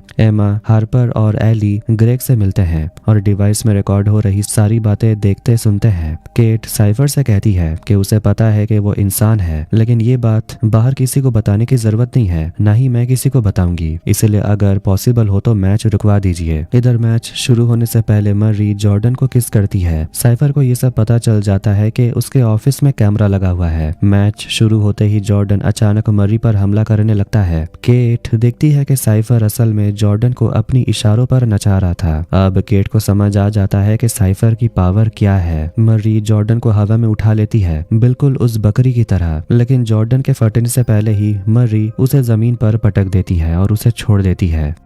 साइफर अपने घर पर अपना डेली रूटीन वाला काम कर रहा होता है। फिर वो उस आदमी को बाहर निकालता है जिसका शरीर काफी ज्यादा जला हुआ लग रहा था। वो उसे खाना खिलाता है, उसका टॉयलेट पॉटी वगैरह साफ करता है, फिर उसे नहलाता है। साइफर से मिलने के लिए सेज आती है। घर पर जो म्यूजिक चल रहा था उसे सुनकर वो कहती है तुम्हारा म्यूजिक में टेस्ट घटिया है। वो साइफर को एक गिफ्ट देती है। ये देखकर साइफर कहता है तुम्हारा भी गिफ्ट देने में टेस्ट घटिया है। वो साइफर को जोर से थप्पड़ मारती है। साइफर बोलता है ये सबसे उसे काफी मजा आता है। इसके बाद वो दोनों वहीं पर शुरू हो जाते हैं और दोनों मजे कर रहे होते हैं। वहीं दूसरी तरफ वो भयानक आदमी सब कुछ देख रहा था। दूसरी ओर मैच खत्म होने के बाद जॉर्डन बहुत ज्यादा गुस्से में थी क्योंकि उसे समझ आ गया था कि साइफर उसे कंट्रोल कर रहा है। वो कहती है मुझे सब कुछ समझ आ रहा था, जैसे मेरे शरीर पर मेरा कोई कंट्रोल था ही नहीं। मुझे लगा मैं तुम्हें मार डालूंगी। मैरी कहती है मैं ठीक हूँ और हम भी ठीक हैं। जॉर्डन कहती है मुझे डर लग रहा था, मुझे लगा तुम मेरे 2 टुकड़े कर दोगी, कुछ भी ठीक नहीं है। तभी वहाँ साइफर आ जाता है और मैरी से पूछता है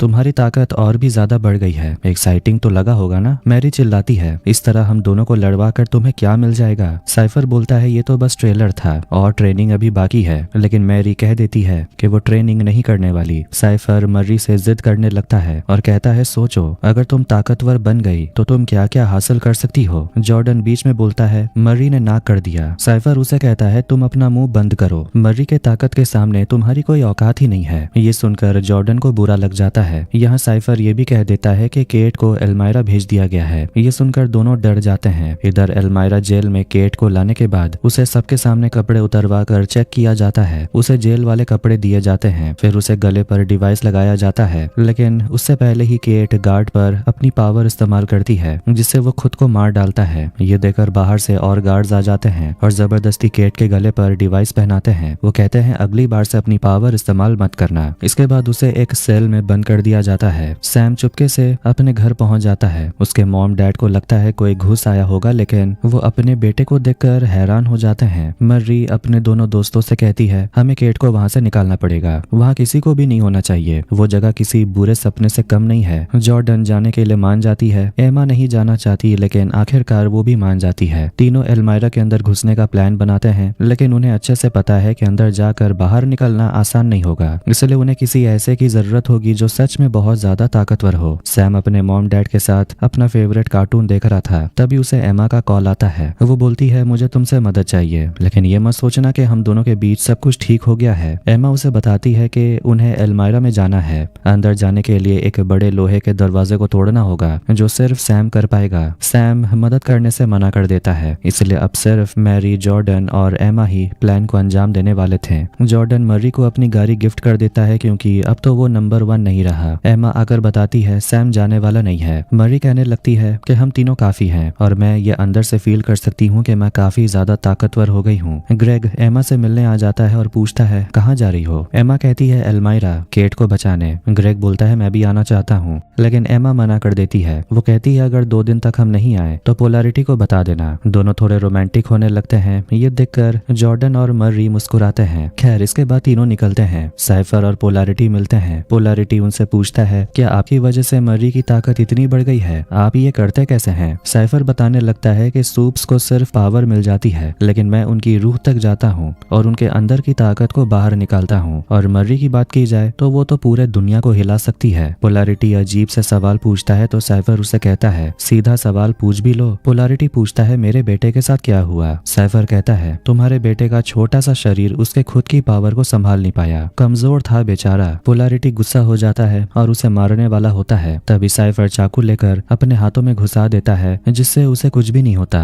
वो आराम से उठकर चला जाता है और ये देखकर पोलैरिटी दंग रह जाता है। सैम के पापा उसे उसके बचपन की चीजें दिखाते हैं लेकिन खिलौने बहुत कम होते हैं। ये देखकर सैम थोड़ा नाराज था तो उसके पापा उसे समझाते हैं हमें लगा था तुम मर गए हो, हमने तुम्हारा फ्यूनरल भी किया, तुम्हारा बड़ा भाई भी मर गया था, लेकिन फिर तुम लौट आए। हमें न्यूज से पता चला कि तुम जिंदा हो, लेकिन स्कूल वालों ने बताया कि तुम हमसे मिलना ही नहीं चाहते थे। सैम अपने डैड से हाइट मेजर करवाता है और उनसे सॉरी कहता है। फिर वो अपनी माँ से बाहर किसी से बात करते हुए देखता है। उसे डर लगता है कि कहीं उसकी माँ वॉट को इन्फॉर्म न कर दे। सैम अपनी माँ का फोन तोड़ देता है और चिल्लाने लगता है और गलती से अपने पापा पर हमला कर देता है। उसकी माँ जोर से चिल्लाकर कहती है अब हमसे दूर ही रहो। मैरी, जॉर्डन और एमा एल्मायरा में घुसते हैं लेकिन ये एक ट्रैप होता है। वो लोग जल्द पकड़े जाते हैं। उन्हें टॉर्चर किया जाता है और फिर बंद कर दिया जाता है। एमा अपने सामने वाले पिंजरे में केट को देखती है। केट हैरान होती है पर उसे यकीन नहीं होता कि एमा यहाँ है। उसने जो कुछ भी किया उसके बाद उसके दोस्त उसे बचाने के लिए आए हैं, ये ताज्जुब की बात है। एमा कहती है अब फर्क नहीं पड़ता,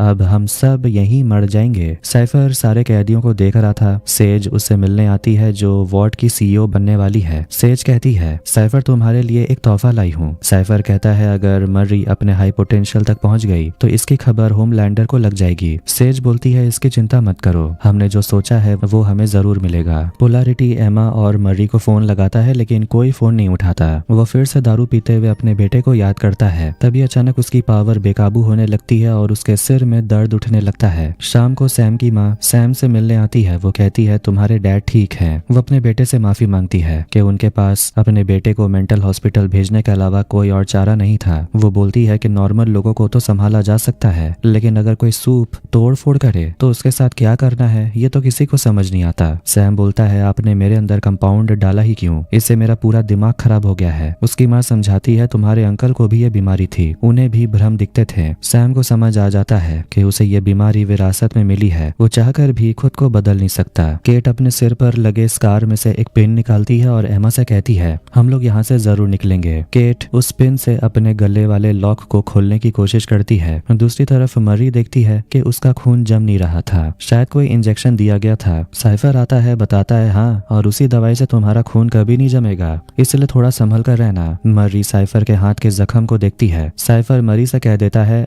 मुझे कुछ करने की कोशिश मत करना, वरना मैं जॉर्डन में घुसकर उसे मार डालूंगा। अगर तुम्हें यहाँ से बाहर निकलना है तो बस मेरे साथ ट्रेनिंग करनी होगी। मरी कहती है मुझे आपका हथियार नहीं बनना। साइफर कहता है तुम मेरा हथियार नहीं बनोगी, तुम सबका मसीहा बनोगी। जॉर्डन पीछे से बोलती है तुम आखिर हो कौन, पिछली बार भी तुम यहीं थे और अब भी तुम यहीं हो। साइफर फिर सबके सामने उसकी बेइज्जती करता है। वो कहता है मुझे किसी का शरीर चाहिए था कंट्रोल करने के लिए और तुम्हारा शरीर बहुत कमजोर था, इसलिए मैंने आराम से कंट्रोल कर लिया और मुझे बहुत मजा आया। जॉर्डन मुस्कुराकर कहती है तुम्हें मजा नहीं आया, तुम दर्द में थे, मैंने महसूस किया। इसके बाद मरी को वहां से निकालकर दूसरे सेल में लाया जाता है। वो हैरान हो जाती है क्योंकि वहां उसकी बहन एनाबेथ कैद होती है। मरी से कहा जाता है कि वो ऑफर के बारे में सोचे, जिससे उसे गुस्सा आता है, मगर उसके कॉलर से झटका दिया जाता है। इसके बाद उसे फिर से उसके सेल में डाल दिया जाता है। मरी जॉर्डन को बताती है कि एनाबेथ यहीं कैद है और साइफर बदले में चाहता है कि वो अपनी पावर को पूरी तरह कंट्रोल करे। मरी गुस्से में कहती है अब तो मैं उसे खत्म ही कर दूंगी। केट के सिर से खून निकल रहा था, ये देखकर एक गार्ड वहां आता है। मौका देकर केट अपना पावर इस्तेमाल करती है और कहती है अपनी चाबी मुझे दो। गार्ड खुद को मार डालता है। केट चाबी ले लेती है, एमा को बाहर निकालती है, गले से कॉलर निकालकर दोनों भागते हैं। फिर दोनों मरी और जॉर्डन को भी बाहर निकालते हैं, मगर उनके निकलने के बाद भी अलार्म नहीं नहीं बचता, जो उन्हें काफी अजीब लगता है। जॉर्डन बताता है कि वो लोग चाहते हैं कि हम भी आंड्रे की तरह भागने की कोशिश करें। इसके बाद सभी भागते हुए एनाबेथ को लेने के लिए जाते हैं, लेकिन वो मर चुकी होती है। ये देखकर सब हैरान होते हैं, लेकिन मर्री अपने पावर को फुल पोटेंशियल पर इस्तेमाल करती है, जिससे एनाबेथ के जख्म भरने लगते हैं। उसके दोस्त चिल्लाने लगते हैं और आखिरकार एनाबेथ जिंदा हो जाती है।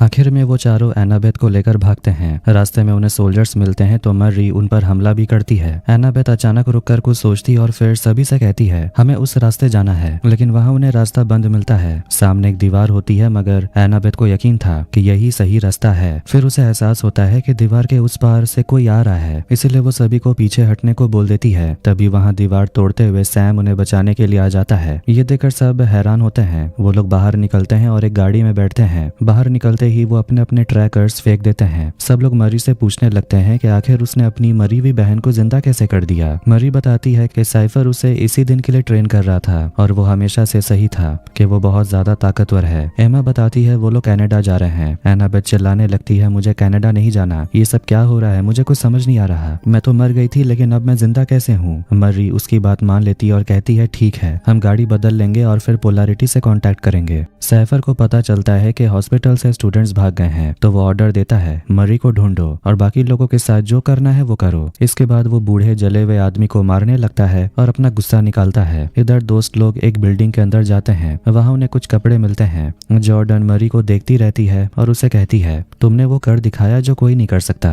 तुम सबसे ताकतवर सूप बन गई हो, अब सब कुछ बदल जाएगा। मरी कहती है मेरे लिए कुछ नहीं बदला। सैम सबके लिए स्नैक्स ढूंढ लेता है। एमा पोलैरिटी को कॉल करने वाली थी, लेकिन उसे नंबर ही याद नहीं आता। सामने कंप्यूटर होता है तो वो अपने मैसेजिंग ऐप में लॉगिन करती है। वहां सैम को ग्रेग का नाम दिखता है। सैम ये देखकर पूछता है ये लड़का कौन है और उसे काफी जलन होने लगती है। एमा अपनी दोस्त हार्पर और एली को मैसेज कर देती है। एनाबेथ तो अंदर से पूरी हिली हुई थी। मरी उससे उसके विजन्स के बारे में पूछती है और ये भी पूछती है कि उसने कंपाउंड वी कब लिया। एनाबेथ बताती है कि उसे हमेशा पहले से ही पता चल जाता है कि आगे क्या होने वाला है। वो बोलती है कि ये हर टाइम नहीं होता, लेकिन उसे ऐसा लगता है जैसे उसे विजन्स आते हैं। एनाबेथ पैम के पास लौटना चाहती थी, लेकिन मरी उसे रोकती है क्योंकि वहां जाना उसके लिए भी और पैम के लिए भी खतरनाक हो सकता है। एनाबेथ अपनी बहन से कहती है मुझे तो सिर्फ तुमसे बचकर रहना है, मेरी लाइफ तुम्हारी वजह से खराब हो गई। जब पोलैरिटी को होश आता है तो उसके सामने साइफर बैठा होता है। वो उससे कह देता है कि मैरी तुमसे जरूर कांटेक्ट करेगी और अगर करे तो उसे कहना कि मेरे पास ट्रेनिंग के लिए आ जाए। पोलैरिटी कह देता है वो ऐसा नहीं करेगा। तभी पोलैरिटी के फोन पर हार्पर का कॉल आता है। वो बताने लगती है कि एमा ने कहा था आपसे कांटेक्ट करने के लिए। साइफर पोलैरिटी को कंट्रोल करते हुए पूछता है अब ये बताओ वो सब कहाँ है। एनाबेथ को पैनिक अटैक आने लगता है। मर्री उसे संभालती है और उसे वादा करती है कि वो उसकी पुरानी जिंदगी वापस लाने के लिए जो करना पड़े वो करेगी, लेकिन एनाबेथ जानती है कि ये मुमकिन नहीं है। तभी वहाँ वाइकिंग विक्टर हथौड़ा लेकर आ जाता है। सब लोग भाग जाते हैं क्योंकि विक्टर के सामने कोई भी नहीं टिक पाता। बाहर विक्टर का सामना मर्री से होता है, लेकिन इतने में वहाँ एक छोटी बच्ची आ जाती है। ये कोई और नहीं बल्कि जोई होती है, विक्टोरिया न्यूमैन की बेटी। वो अपने मुंह से टेंटेकल्स निकालकर विक्टर का सिर फाड़ देती है और उसे मार डालती है। वहाँ स्टैन एडगर भी आता है जो पहले वॉट चलाता था। मर्री उनसे पूछती है आप चाहते क्या हो। स्टैन बोलता है तुम्हें। जोई कहती है मर्री मेरी मॉम तुमसे मिली थी, तुम उन्हें बहुत अच्छी लगी थी। मर्री कहती है अगर मैं चलूंगी तो ये सभी मेरे साथ चलेंगे। स्टैन मान जाता है। इसके बाद वो लोग स्टैन के घर पहुंचते हैं और बेसमेंट में जाते हैं। लिफ्ट में मर्री जोई से कहती है तुम्हारी माँ ने अपना सीक्रेट मुझसे बताया था, उनकी और मेरी पावर सेम थी, उनके साथ जो हुआ बहुत बुरा हुआ।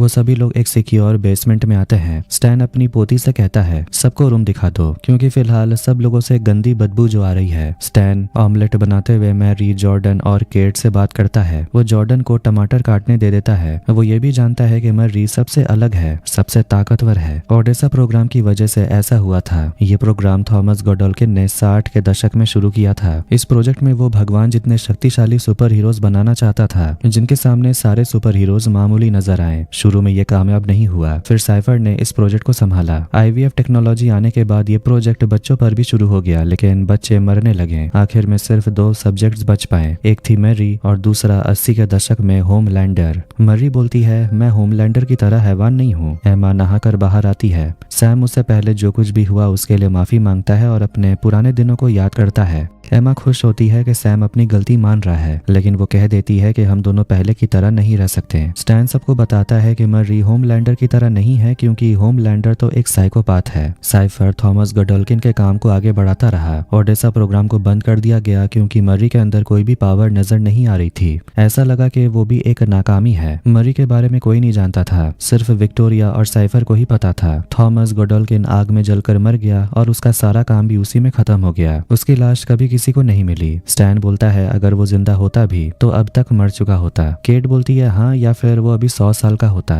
तभी उसे और जॉर्डन को याद आता है कि साइफर के घर में एक बूढ़ा आदमी एक चेंबर के अंदर लेटा हुआ था। शायद वही थॉमस गोडोल्किन हो सकता है। स्टैन कहने लगता है अगर ये सच है तो थॉमस कोई तरीका ढूंढ लेगा सारे सुपर हीरोज को कंट्रोल करने का। एनाबेथ जोई से उसकी माँ विक्टोरिया के साथ जो भी हुआ उस बारे में बात करती है। जोई कहती है इसीलिए मैं अपने ग्रैंडपा को कुछ भी नहीं होने दूंगी। अगर मर्री मान जाएगी तो बात आसान हो जाएगी। स्टैन एडगर थॉमस गोडोल्किन की रिसर्च लेकर आता है, वही तरीका जिससे वो सुपर हीरोज को कंट्रोल कर सकता है। वो बोलता है कि अगर सच में वो बूढ़ा आदमी थॉमस गोडोल्किन है तो वो होमलैंडर को भी रोक सकता है। मर्री ये बात जॉर्डन को बताती है। जॉर्डन उसे चिढ़ाता है तो होमलैंडर तुम्हारा कजन निकला। दूसरी तरफ पोलैरिटी की हालत खराब थी और साइफर उस पर दबाव डाल रहा था जैसे भी हो मर्री का पता लगाने के लिए। साइफर बताने लगता है कि इस प्रोजेक्ट से कमजोर लोगों का सफाया हो जाएगा और इस यूनिवर्सिटी से 75% स्टूडेंट्स खत्म हो जाएंगे। सिर्फ ताकतवर बचेंगे और ताकतवर और भी ज्यादा ताकतवर हो जाएंगे। साइफर पोलैरिटी को कंट्रोल करने लगता है, लेकिन पोलैरिटी उस पर भारी पड़ जाता है और उसे खिड़की से बाहर फेंक देता है। पोलैरिटी बाहर देखता है लेकिन साइफर वहां नहीं था। जब सब सो रहे होते हैं मैरी चुपके से स्टैन के घर से भागने की फिराक में निकलती है, लेकिन केट भी पीछे पीछे आ जाती है और कहती है मुझे भी ठीक कर दो, तब शायद मैं तुम्हारी मदद कर पाऊंगी और साइफर को भी रोक पाऊंगी। इसके बाद मर्री और केट दोनों वहां से चले जाते हैं।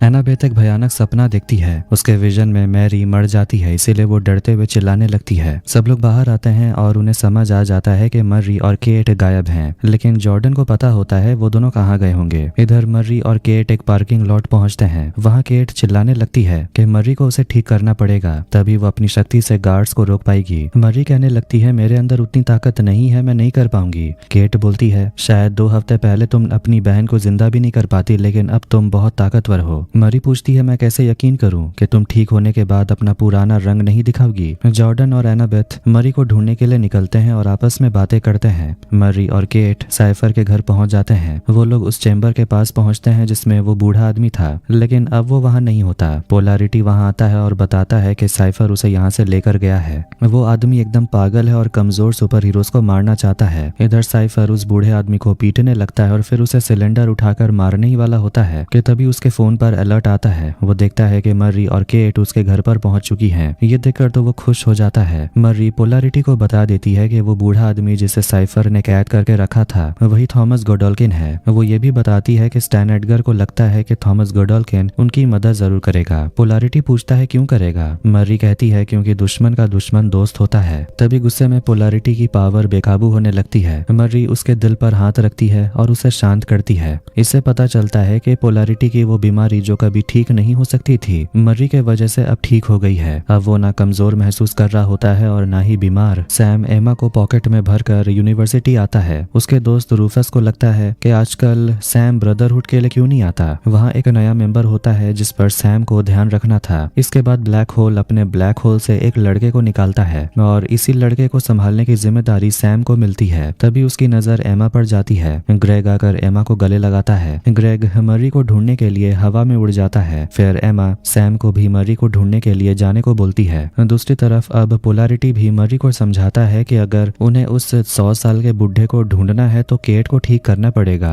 जो सबके दिमाग को पढ़ सके। मर्री इसके लिए तैयार नहीं होती। वो कहती है कि तुमने अपनी पावर हम पर इस्तेमाल की, हमारे खिलाफ। पोलैरिटी मर्री को समझाता है कि वॉट ऐसी चीज है जो किसी से भी कुछ भी करवा सकती है। तभी साइफर का कॉल आता है। वो मर्री से बात करके बहुत खुश होता है। मर्री उस पर चिल्लाती है तुमने मेरी बहन को मारा, मैं तुम पर भरोसा क्यों करूं। साइफर कहने लगता है मुझे पता था कि तुम उसे जिंदा कर दोगी। मर्री बोलती है तुम पागल हो। साइफर बोलता है और तुम इस दुनिया की सबसे ताकतवर प्राणी बन सकती हो। फोन पर बात करने के बाद मर्री समझ जाती है कि साइफर ट्रेनिंग रूम में है। एनाबेथ भी ट्रेनिंग रूम के विजन्स देखती है। इसके बाद वो और जॉर्डन वहां से निकलते हैं। सैम ग्रेग से काफी जेलस फील करता है तो एमा उसे साफ कह देती है कि वो ग्रेग की सिर्फ दोस्त है और वो उसके साथ दोस्ती रखे, उसके साथ मजे करे, इससे सैम को कोई प्रॉब्लम प्रॉब्लम नहीं होनी चाहिए। सैम यहाँ कहता है कि उसके लिए ये फीलिंग्स काफी नई है, वो समझ नहीं पाता। दिल कुछ और कहता है, दिमाग कुछ और। एमा उसकी बात समझती है। तभी वहाँ ग्रेग आता और बताता है कि मरी ट्रेनिंग रूम में है। अब आखिर में मरी को सब ढूंढ लेते हैं और एनाबेथ अपनी बड़ी बहन को वार्न करती है कि तुम मर सकती हो, अंदर मत जाओ। मरी इसे बस एक बुरा सपना मानती है, लेकिन उसकी बहन उसे बताती है, मॉम डैड के मरने से पहले मैंने ये सब अपने विजन में देख लिया था। मैंने उन्हें मरते हुए देखा था। मैं हमेशा सोचती थी कि मैं उन्हें बचा सकती हूँ, लेकिन जब मैं ऐसा नहीं कर पाई तो मैंने सारा ब्लेम तुम पर डाल दिया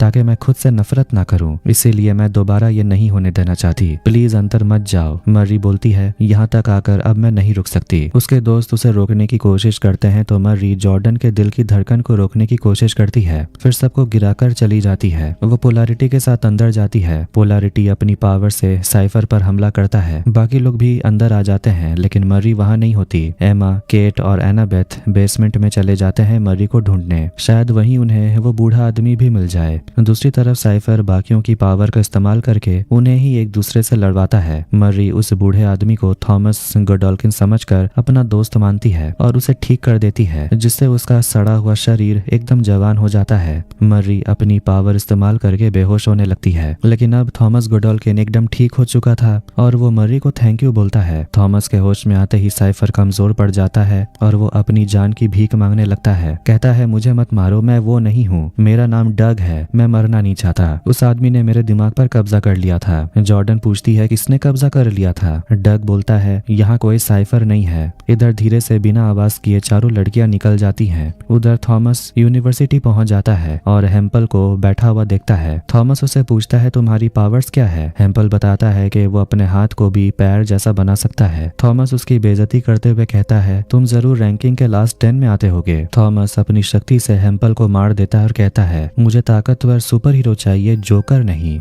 फिर से फ्लैशबैक दिखाया जाता है जब लैब में आग लग गई थी। थॉमस गोडोल्किन खुद को बचाने के लिए अपने अंदर कंपाउंड वी इंजेक्ट कर लेता है, फिर उसके शरीर में आग लग जाती है। अब प्रेजेंट में डग बाकियों को बताता है कि थॉमस ने वही कंपाउंड लिया था जो सोल्जर बॉय और स्टॉर्म फ्रंट ने लिया था। उसे V1 बोलते हैं और उसे उम्र नहीं बढ़ती, इसी वजह से वो 100 साल का नहीं लगता। मरी अपनी शक्ति से डग को ठीक करने की कोशिश करती है, लेकिन वो ऐसा नहीं कर पाती क्योंकि थॉमस को ठीक करने में उसकी पावर्स बहुत कम हो चुकी थी। डग की हालत और खराब होने लगती, इसीलिए पोलैरिटी कहता है डॉक्टर के पास ले जाना होगा। डग मुस्कुराते हुए कहता है, कोई बात नहीं, तुम लोगों ने मेरे लिए इतना किया वही बहुत है। मुझे तो लगा था कि मैं उसके कैद से भाग नहीं पाऊंगा। दूसरी तरफ थॉमस सेज के साथ मस्ती कर रहा होता है। थॉमस उसे कहता है, तुमने जैसा कहा था वैसा ही हो रहा है। सेज बोलती है, होगा क्यों नहीं, मेरा दिमाग जो सबसे तेज है। मुझे बचपन से ही अकेले रहने की आदत है, लेकिन अगर तुम चाहो तो मैं अपनी आदत बदल सकती हूँ। सेज आगे कहती है कि मुझे तुम्हें होमलैंडर से मिलवाने का तरीका ढूंढना होगा। पोलैरिटी डग से पूछता है कि क्या उसकी लाइफ में कोई ऐसा है जो उसकी मदद कर सकता है। डग बोलता है कि मैंने सबको इतना टॉर्चर किया है कि अब मुझे कोई बचाने नहीं आएगा। पोलैरिटी कहता है, वो तुम नहीं थे, वो गोडोल्किन था। डग आंड्रे के बारे में कहने लगता है कि वो तो उसका फेवरेट था, वो सबके नाक में दम करके रखता था, उसे बिल्कुल भी डर नहीं लगता था और इसी वजह से उसने अपने दोस्तों के लिए अपनी जान दे दी। तभी अचानक उन पर हमला होता है। डग जान से हाथ धो बैठता है। उन पर हमला करने वाला ब्लैक नोवार था जो पोलैरिटी के साथ एक सेल्फी लेता है। इधर तीनों दोस्त आपस में बात कर रही होती हैं कि शायद अब मरी को यहाँ से जाना चाहिए क्योंकि वो अब यूनिवर्सिटी में नहीं रुक सकती। एमा उन्हें याद दिलाती है कि बुरे वक्त में उन्होंने एक दूसरे की मदद की थी। तीनों एक दूसरे को गले लगाते हैं। मरी केट से भी माफी मांग लेती है कि वो उसे समझने में भूल कर बैठी थी। फिर मरी उसका हाथ पकड़कर उसकी पावर्स वापस लाने की कोशिश करती है। थॉमस गोडोल्किन एक वीडियो बनाकर सारे स्टूडेंट से बात करता है और बोलता है कि उसकी मौत की खबरें झूठी थी, वो असल में एक बहुत ही शक्तिशाली सुपर हीरो है। वो कहता है कि अब सब कुछ नए सिरे से शुरू होगा, रैंकिंग दोबारा 0 से स्टार्ट होगी और एक नया क्लास शुरू होगा। चाहे कोई जैसा भी सूप हो वो क्लास में आ सकता है और उसे द 7 में जाने का मौका भी मिलेगा, जिससे सारे स्टूडेंट्स बहुत एक्साइटेड हो जाते हैं। यहाँ दोस्त लोग मरी को समझाते हैं कि ये बस थॉमस की एक चाल है, वो सबको मारना चाहता है ताकि मरी उन्हें बचाने के लिए आए। ये मरी को बुलाने का एक तरीका है। जॉर्डन कहता है कि हमें सभी को सावधान करना होगा। मरी तुरंत एक वीडियो बनाती और सबसे रिक्वेस्ट करती है कि थॉमस की क्लास में मत जाना। सैम रूफस को जाकर भी समझाने लगता है कि सेमिनार क्लास में मत जाना, वो सबको मार डालेगा, उसे बस मरी से मतलब है इसलिए मत जाना, लेकिन वो लोग तो सुनते ही नहीं। आखिर में कुछ स्टूडेंट सेमिनार में पहुंच जाते हैं। थॉमस वहां सभी स्टूडेंट्स की बेइज्जती करता है और कहता है तुम लोगों ने अपनी पावर्स को यहाँ वहाँ की चीजों के लिए इस्तेमाल किया, अब तुम्हें खुद को साबित करना होगा कि तुम इस यूनिवर्सिटी के काबिल हो। ये सुनकर सेज गुस्सा होने लगती है, कहा जाए तो डरने लगती है, क्योंकि अगर होमलैंडर को पता चल गया कि थॉमस एक सूप होकर सूप को मार रहा है तो और दिक्कत हो जाएगी। थॉमस स्टूडेंट से कहता है कि मैं वहां जाकर बटन दबाऊंगा और तुम्हें बस मुझे रोकना है, लेकिन वो आराम से आगे बढ़ने लगता है और स्टूडेंट्स को कंट्रोल करके आपस में ही लड़वाता है, क्योंकि उसके पास माइंड कंट्रोल करने की पावर है। एक स्टूडेंट भागने में कामयाब होता है और वो मरी को बता देता है थॉमस पागल हो गया है और वो सबको मार रहा है। मरी अकेले थॉमस से जाकर लड़ना चाहती थी और वो जॉर्डन से माफी मांगती है कि वो उसे दोबारा अकेला छोड़ रही है। जॉर्डन कहती है मैं तुम्हें माफ करती हूँ, लेकिन इसके बाद हम एक साथ नहीं रह सकते,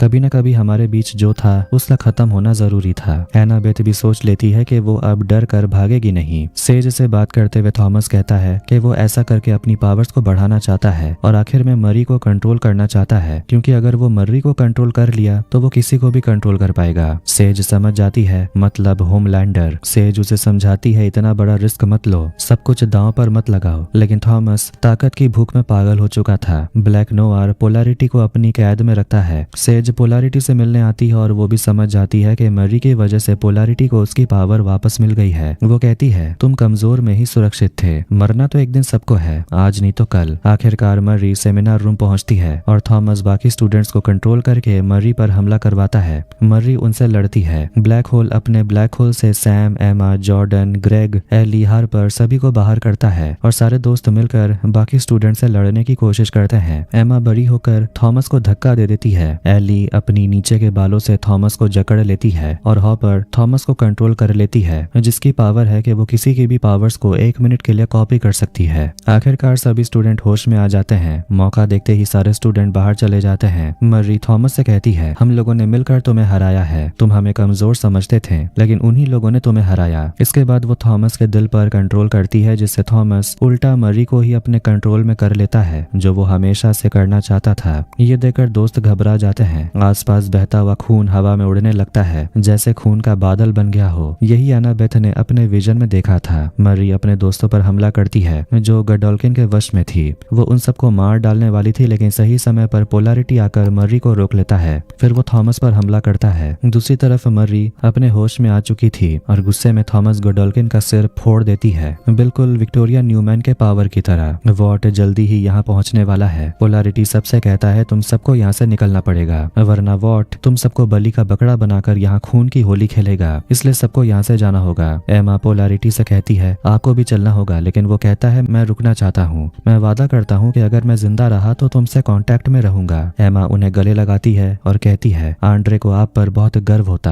ग्रेग एमा से कहता है मैं नहीं जा सकता क्योंकि मेरी बहन यहाँ है। एमा उसे किस करती और कहती है कोई बात नहीं, टेंशन मत लो। यूनिवर्सिटी से निकलकर वो लोग स्टैन एडगर से कांटेक्ट करने के बारे में सोचते हैं। मरी अपनी बहन से कहती है अगर तुम चाहो तो मैं तुम्हें पैम के पास छोड़ सकती हूँ, गडोल्किन मर चुका है, अब तुम्हारे पीछे कोई नहीं आएगा। एनाबेथ कहती है मुझसे पीछा छुड़ाना चाहती हो क्या? अब मैं कहीं नहीं जाऊंगी, मैं तुम्हारी मदद करूंगी। तभी अचानक वहाँ पर लाइट्स टिमटिमाने लगती है और स्टार लाइट यानी एनी वहाँ पहुँचती है। वो सबको बगावत का हिस्सा बनने को बोलती है। एमा कहती है बगावत तो हम पहले से कर रहे हैं, लेकिन हाँ हम तुमसे भी मिल जाएंगे। एयर ट्रेन वहाँ पर आता और कहता है इस तरह बीच सड़क पर बात करना ठीक नहीं, अब तुम सब बागी बन चुके हो, थोड़ा ट्रेनिंग ले लो। सब मुस्कुराते हैं और इसी के साथ जेन वी सीजन 2 यहीं पर एंड हो जाती है। तो कैसा लगा आज का वीडियो कमेंट करके जरूर बताएं। वीडियो